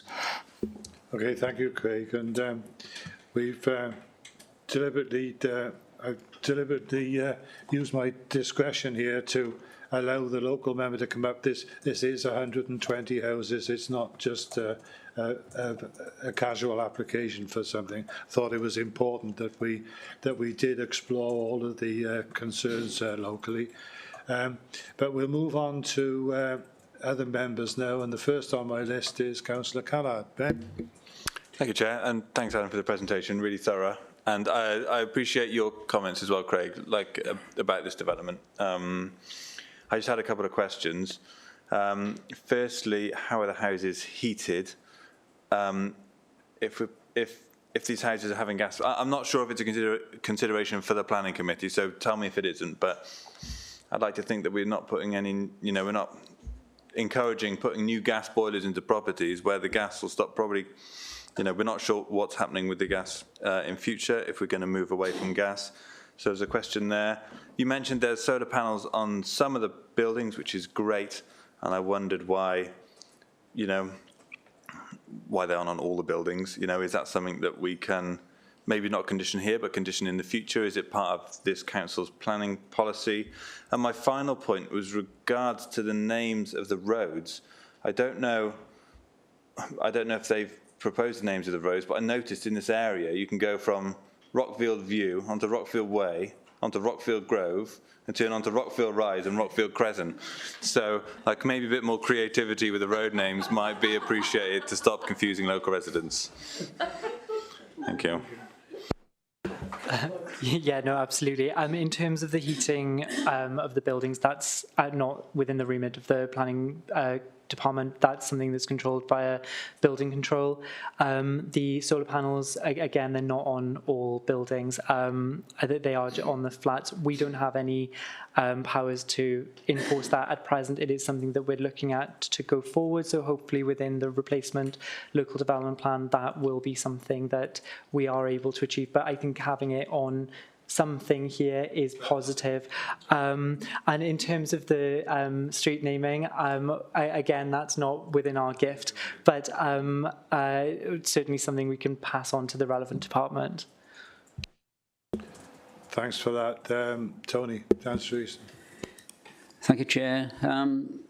I've declared an interest as Chair of Licensing in terms of the proposal which may come out about the PROW. And I noticed that most of the Licensing Committee are on this Planning Committee as well.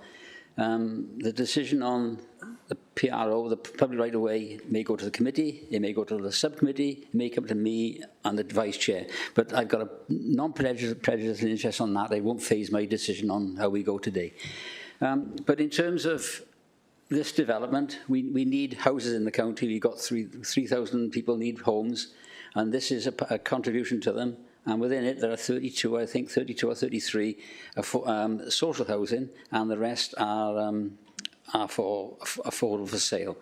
I've tried to find out what the Section 106 contribution was. I can't find it anywhere, but whether I should know it now or know it later, I don't know. But my concern is that this site, plus quite a few others across the Sevenside area, amount to about 1,500 houses. Whenever we come up with an application to us, we ask what's happening to the social fabric of the area, such as roads, doctors' surgeries, dentists, and all things like that. It's not the Planning Committee's way of moving forward on that, but it's a big problem in Sevenside. We're losing the post office, we're losing Lloyds Bank. The dentist now recently has gone to subscription only. So we're putting all these houses there, well over 1,500 houses, I think, from Sudbrook all the way now to Mega. Whilst I support the need for housing, I also feel that we should have more pressure on the services that are there to help them move forward. This site will be on the top of Vinegar Hill. There'll be no shops. There'll be no social centre. The nearest social centre will be the hub they're now building in Mega with Undy. But it's the same across the whole patch of Sevenside. We can plan and plan and plan, but we're not planning what the people need. They need houses, but they need social interactions as well. The roads need dealing with. And you mentioned a survey on the roads, didn't you? And I know there's one going about in terms of the area between Mega, Roggett, Undy, B4245. But whilst we support planning for houses for people to live in, we're not doing anything about the structure, the fabric structure for the people who live there. How can we deal with that within the planning process? Whenever we raise it with Sudbrook, Port Skewett, Crick Road, Church Road, the ones in Mega and Undy, and we're still not getting any progress. And Environment Health Board, for example, say, we've got plenty of doctors, we can sort it out. But I know that Mega has got one small, I'm going to say pokey, one small doctor's surgery. They might have a better one in the future. But we can have the surgeries, we can have the structure, but we haven't got the people to support them. It's shops and everything. We can push and push and push for people to live, but we've got to do something about the structure of society as well. So I feel that needs talking publicly, because I believe it's important that we do it. I got no problem with the public right-of-way. That will be sorted. I know that, because I have had two in my ward where one was going right through the middle of a church. They built the church on top of it. That had to be sorted, as Craig quite well knows. And we got the one on Church Road where that's been diverted.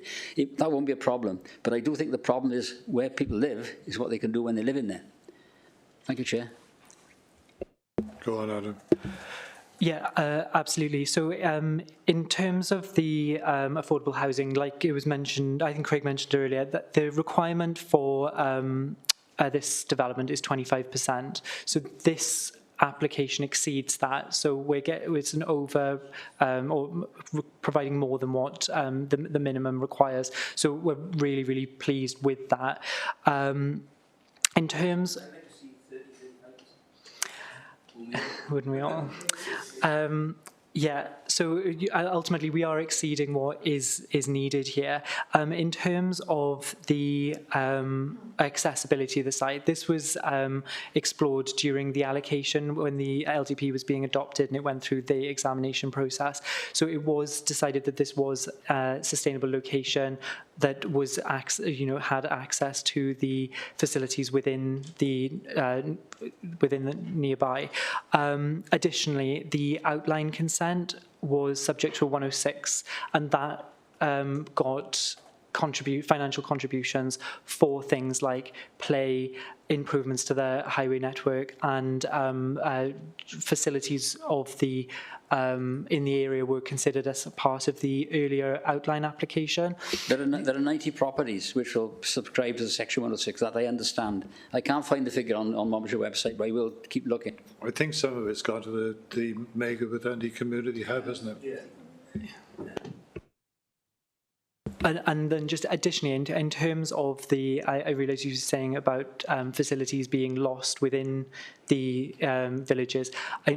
The way that I see this contributing is that you do have additional people in that area that will use those services. So in terms of your, they will provide support for those local shops, pubs, just general businesses. So I think that will only help in that respect. Councillor Butler. Thank you, Chair, and thank you, Adam. That was a really thorough report that you gave. I really support this application. What I did note, and you explained it beautifully about the loss of the hedgerows and the replanting of hedgerows, and I applaud the attention to detail, from the biodiversity point of view, with the planting of large trees and so on. But I do have a bit of a concern about the long-term upkeep of the hedges and trees, because they're going to require, hedges actually require cutting every 2 to 3 years. Obviously, trees can become troublesome, might need pollarding. They're all really important aspects of the environment. But my question really is who is going to maintain these hedges and trees in the long term? Because it's a very long-term commitment, and I can actually visualise what this place is going to look like. It's going to be a very pleasant place to live indeed, I think, within 15 to 20 years. So, what plans are they really, and can we have some reassurance about the long-term commitment to the biodiversity? Yeah, absolutely. So, I mean, in terms of, particularly along the public right-of-way, the intention is that would be adopted by the council, so that we would take on that management there. And again, with the other areas, there's, adjacent to the highways and other areas of open space that we would have the maintenance of and control of those areas. Thank you for that. And I've just got one sort of final thing to say, and I know we don't control this, but if I was buying one of these houses, I would expect it to have PV panels in the roof. I would expect an air source heat pump, and I would expect there to be an electric charge point. I know we don't control that, but can we feed that back to the developers? Because I think that is the expectation of people. Thank you. Okay. Go on, Craig. Sorry, Chair. Thanks, Chair. It's just to say I completely applaud what you're saying, Councillor Butler. I agree with you. I think that is something that's good to be say in a public domain, and something that maybe Welsh Government would listen to in terms of any new developments has that. But in terms of national policy, that isn't there at the moment. In terms of local policy, as you know, members, we don't have that in local policy. Maybe that is something that we'll look at as part of the replacement local development plan. But personally, my own opinion, it should be outlined in national planning policy in any case. But as you know, we can't enforce it. What Adam has negotiated on this site is 84% of the plots will have electric charging infrastructure. So, and the developer doesn't have to deliver that. Monmouthshire Housing Association are here today. They didn't have to deliver that, but they are delivering that as part of this scheme. So at least we have got those benefits across the scheme, and they will be to the highest standard in terms of building regs. So the energy efficiency of these buildings will be to the highest standard as well. But let's wait and see in terms of policy parameters as we move forward. Thank you for that. It's just retrofitting is going to be so much more expensive. Thank you. Thanks for that, Craig. Councillor Garrett, Steve. Thank you, Councillor Butler, because you basically stole my thunder. But I just want to echo what you just said. It's frustrating. I was in Devorden and seeing a new development there. No solar panels. The ground was all dug up. There were no heat source pumps going in. Can we not talk to the developers about maybe making an offer to the potential purchasers that, if they want a ground source heat pump in before the gardens are finished, that they could do that? Is that something? If you've already negotiated the charging points, which is really good, Adam, can we not approach them about that? I'm in Monmouth. We're not going to see any new housing for a while, but we have got Kingswood Gate. So an issue there is adoption. It's still ongoing there at Kingswood Gate. So what mitigation are you going to put in place to make sure there's no issues with adopting the roads? Because residents in that area are frustrated with the slowness. And also we've got the issue of the landscaping. They've got green belts in Kingswood Gate, but we're still waiting for the adoption for them to take over. There's a land allocated for an allotment plot that is overgrown, and in the current crisis, can we stick to this application, please? Sorry, yeah, but I was just going on to that because Councillor Butler mentioned about the landscaping. So I'm welcome that Monmouthshire County Council is going to do that, because residents there have got to pay a fee there. And also the lack of sports facilities as well. There's a football pitch or something, or community hub. Again, we need to be looking, as Councillor Easton said, about the future proofing these estates. Active travel route as well. Is there any plans for that? And if so, that needs to be put in place as early as possible, because again, Kingswood Gate suffers from that. We're having to wait several years for this to come through. So I think this estate looks great. Welcome it, but can we, again, can we kind of just make sure that we do the best we can to make sure these estates going forward, everything's in place as early as possible? Thank you. There's a lot of sports facilities not very far away down at Rocket. The other side of the 4245 has got lots of that. Was there anything that you needed to add to that, Adam, or has it been covered? It was the adoption, wasn't it? Oh, in terms of that, yeah, the roads have been designed to be to an adoptable standard. Sometimes that does take time to happen. I understand that can be frustrating for residents, but that is a process that needs to run, that it would need to run through. In terms of that, I think that's just something that we are going to need to go through that process. And in terms of the sports facilities, whilst there's not any kind of sports provision on site here, it's not really thought that there was sufficient space to, because we did need to achieve the housing numbers also. We do have the area of open space that is proposed to be used for informal play, and a financial contribution was secured through the Section 106 associated with the outline that went towards the community facilities in Magor. So that's how that was addressed in this instance. Okay, thanks for that. I've got no more people indicating they would wish to speak, so I'll quickly go to... Oh, sorry, Marian's... Oh, yes, you've just come up on my list, sorry. Okay. Thank you, Chair. Thank you, Adam, for your presentation as well. Just to reassure Councillor Garrett, there is a football pitch down in Undy that I go down with my children quite frequently. So, one of my points is the active travel. With that in mind, it's good to hear that provisions are being made for future bus routes with the road designs, and the pavements are wide and encouraging for walking.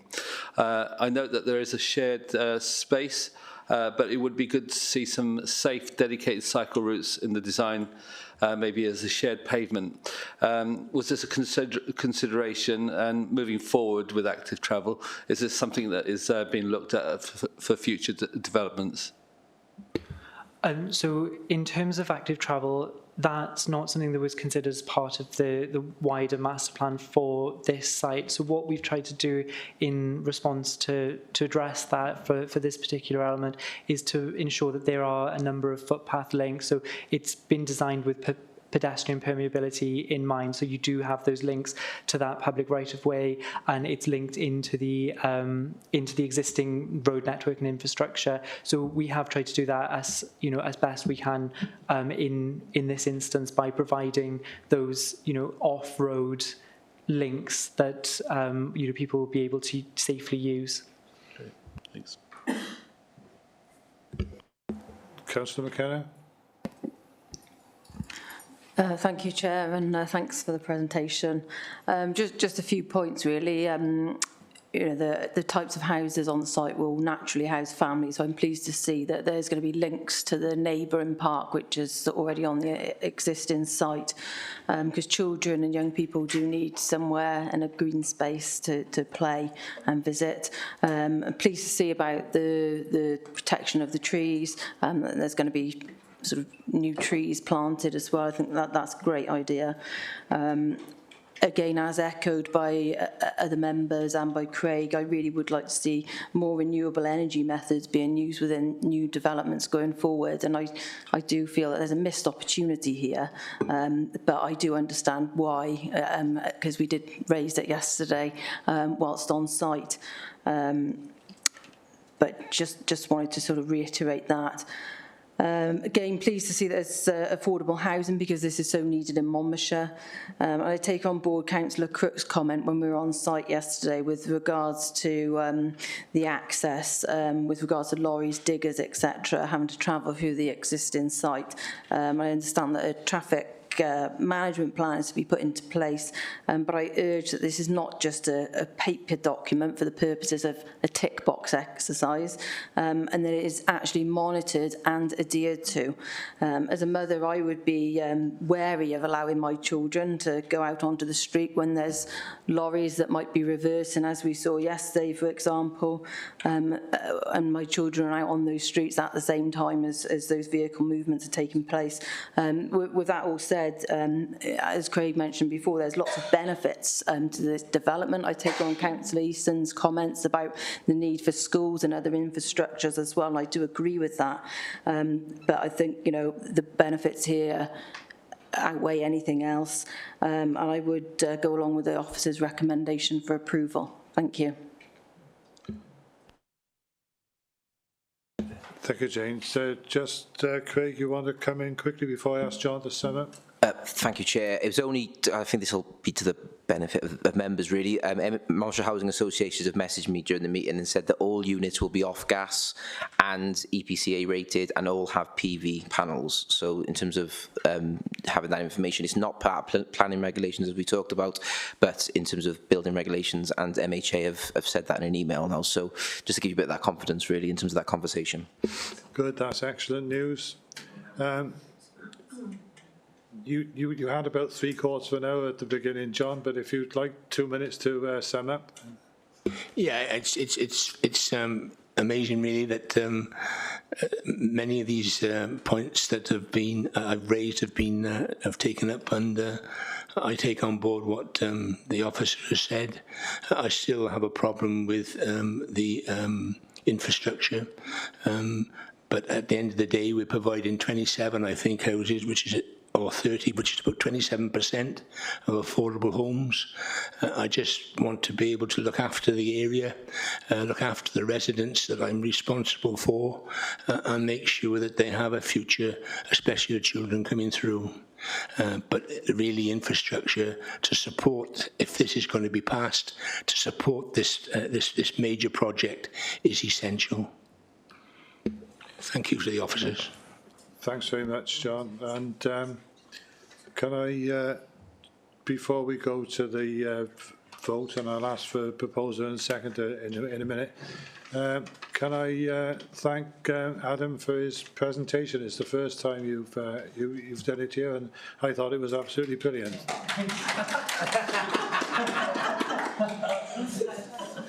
You are allowed to blush. Okay, can I have a proposer, please, Jan and Tony, for seconding? Can you put the voting function up, please? Okay, so can everybody vote no, please?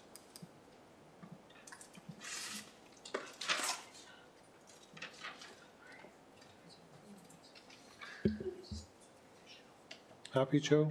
Yeah. Okay, that's approved. So the next one we'll go on to is the one at Lands Review. So it's DM 2021-02005, and this is the revision of the allowed appeal to create an additional pitch. So we're going from 7 to 8 pitches with modifications to the layout, design and ecological enhancements. And this is the traveller site on the land adjacent to Upper Mardy Farm at Lands View. So that is being presented by Andrew. Yep, thank you, Chair. Okay, so you should be able to see on screen the site there. So as you've stated, this is a full application that seeks permission for one additional pitch on an existing private gypsy caravan site that is currently approved for 7 pitches. And again, just for clarity, this application is presented to today members as it has exceeded the threshold of at least 5 objections.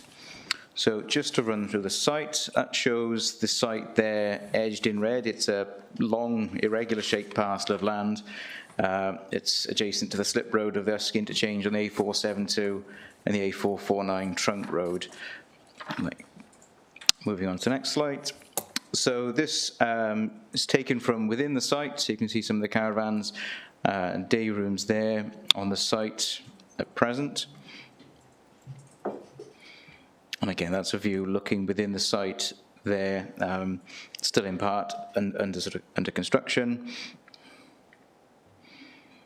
This is a view, I believe this is taken from approximately plot 2, and it's looking outwards from the site into the adjoining countryside. And there's some just further views now on the next couple of slides of taken from within the site, but they do provide useful reference of the existing and well-established mature vegetation that bounds the site. Important slide you can see on screen now. So this is the currently approved layout for 7 pitches, which is helpfully arrowed, so you can see what is currently approved for 7.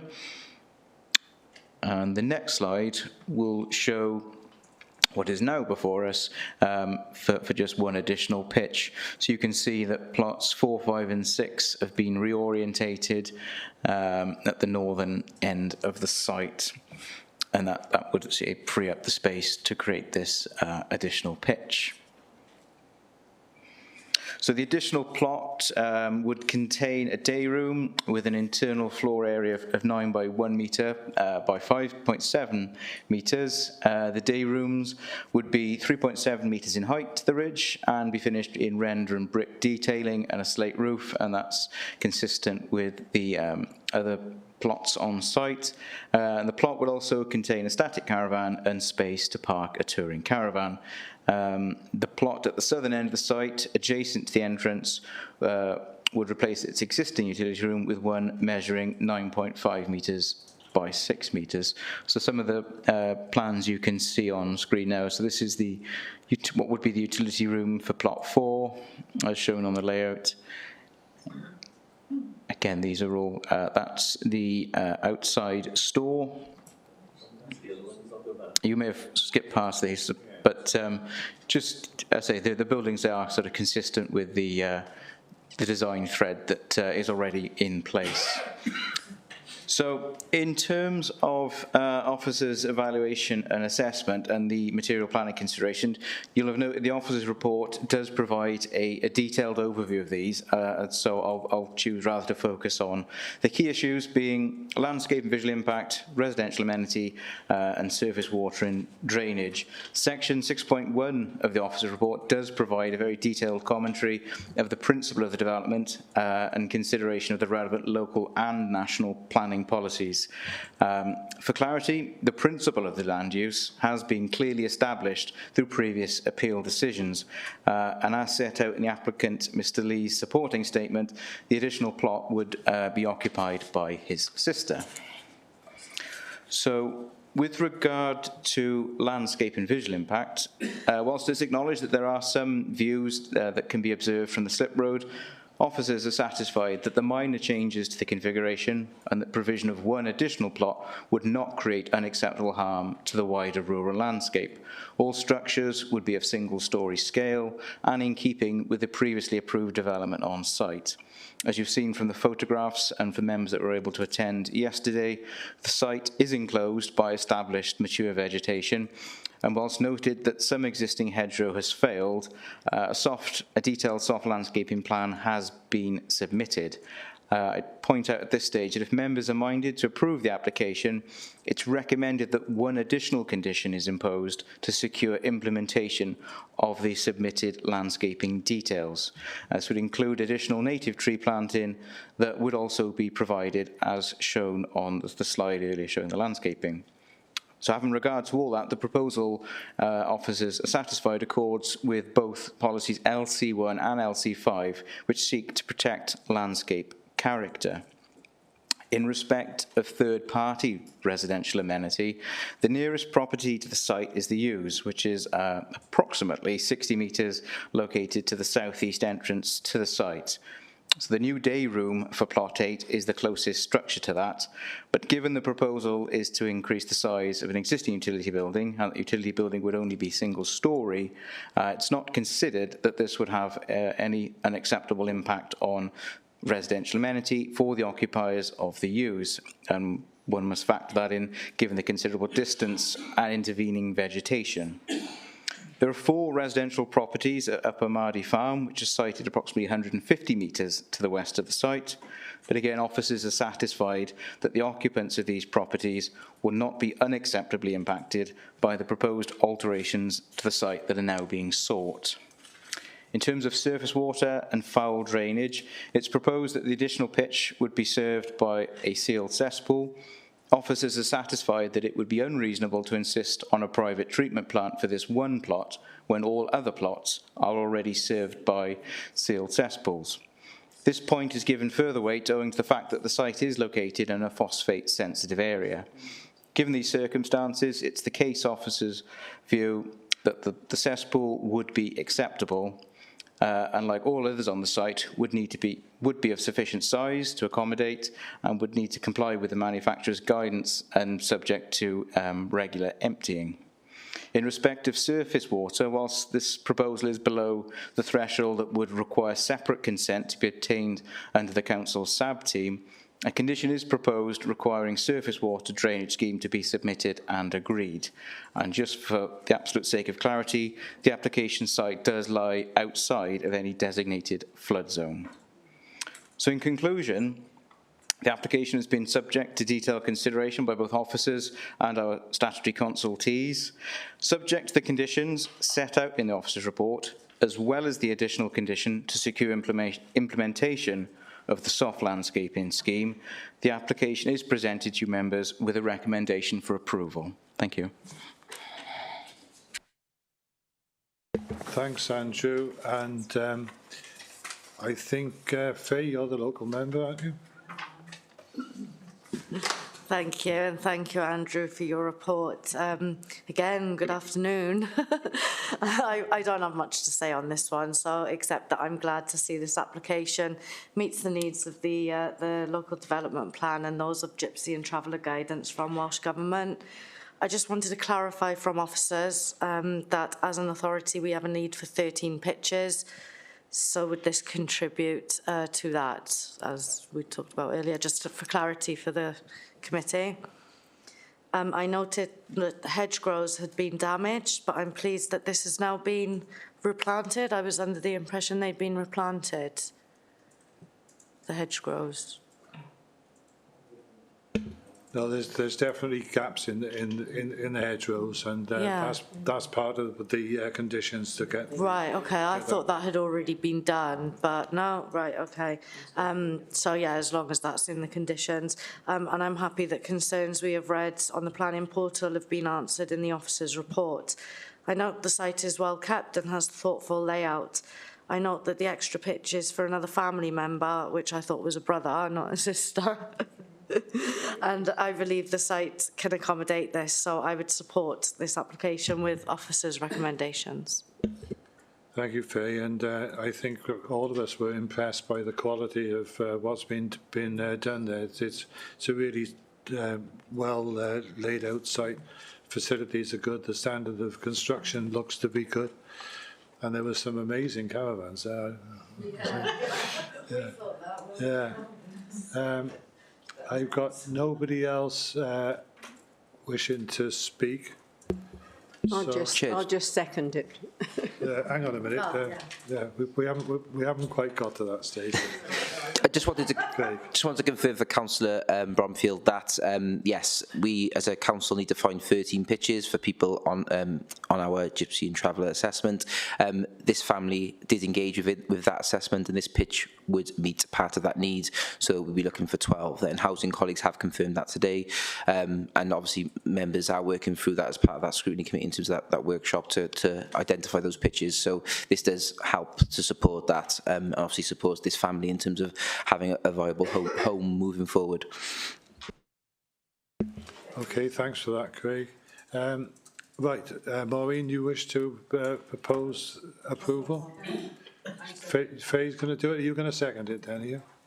Yeah, okay. In that case, Nick, can everybody vote no, please?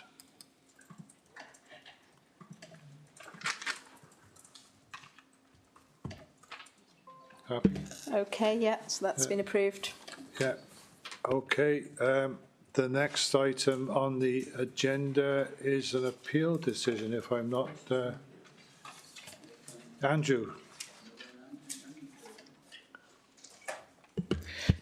Yes, thank you, Chair. I'll keep this short. Appreciate members of quite a lengthy debate this afternoon. So the only appeal decision to report back to you is at 2 to 4 Mono Street in Monmouth. So this was a planning application to change the use from, which was previously used as a music shop, which would have been an A1 use, to an adult gaming centre. So this application was refused by officers under delegated powers, citing concerns with such a use on particularly the vitality, attractiveness and viability of our central shopping area. The site wasn't within the primary shop frontage, but was within a central shopping area, and we felt in a prominent location within the town within that. So it was appealed under the written representations method, and the inspector didn't agree with officers' view and didn't feel that such a use would cause unacceptable harm and would safeguard the vitality and viability of the town centre and compliant with our one of our retail policies, which is RET2 in the current local development plan. So just some of the pickouts from that was the inspector did observe some vacant units in the town centre, noting that it would retain a shop front and that not evidence that it wouldn't fail to attract footfall. So I'd say obviously that decision is overridden officers' decision and granted planning permission. Probably not much more in terms of commentary I can offer on that. So it's just to bring it to your attention, members. Thank you. Okay, thanks, Andrew. If anybody wants to make any comment, Tony? Sorry, for those in Monmouth, the 2 carousels won't be staying there. They've got to be moved. They're in the window at the moment, and they've got to be moved.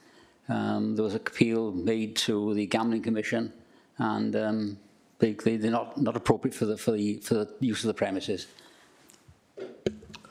Okay, thanks for that.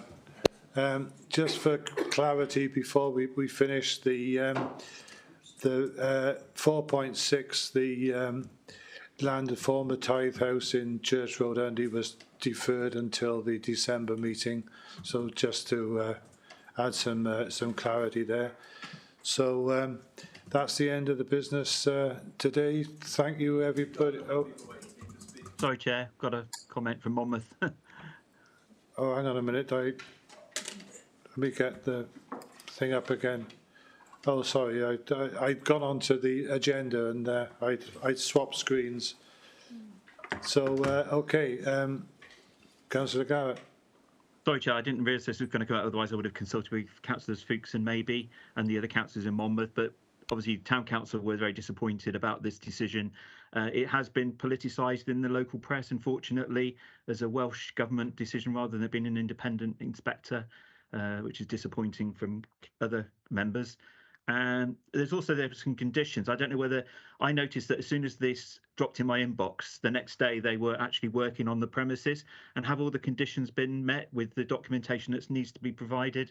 And also with regard to the carousels, my 8-year-old walked past and was very interested in the display, and obviously that's of concern. And I'm glad from Councillor Easton that that's been taken on as well. But yeah, it was a very disappointing decision. Monmouthans are very upset about it. It brought all the schools together. It's been done by an independent inspector, but have all the conditions been met is my concern, and that monitoring this needs to be done quite carefully to make sure that no breaches take place. Thank you. Andrew, can you answer that? Yeah, thank you, Councillor Garrett. Yeah, just to confirm, an application has been made to us as the local planning authority in respect of those conditions 3 and 4, and we're undertaking consultation with the relevant consultees in respect of noise management has gone to College of Environmental Health, and similarly the scheme of biodiversity enhancement has been consulted on with our ecologists. So just to confirm, that application was received on the 13th of October. It is currently pending consideration, so it is before us. Hopefully that shouldn't take too long for us to process and determine, but hopefully that satisfies that point. Okay, thanks. And Tony, did you finish yours? I thought so. Jane. Thanks, Phil. Yeah, just one question that I wanted to ask, that I've been asked by residents within my ward, and it may be more of a licensing question.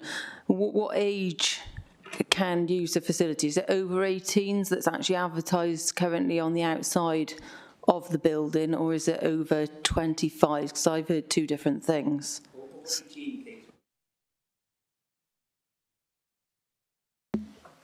I haven't got that detail to hand. I'm sorry. I had thought it was older than 18, but if Tony, as part of the licensing committee, can confirm. Can you put your mic on, Tony? Sorry, I've had an email from Samantha Wynne, and she says over 18.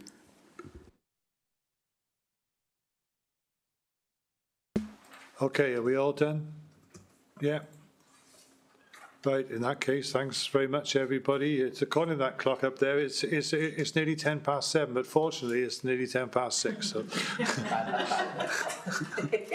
Yeah, actually that's been fooling me all afternoon.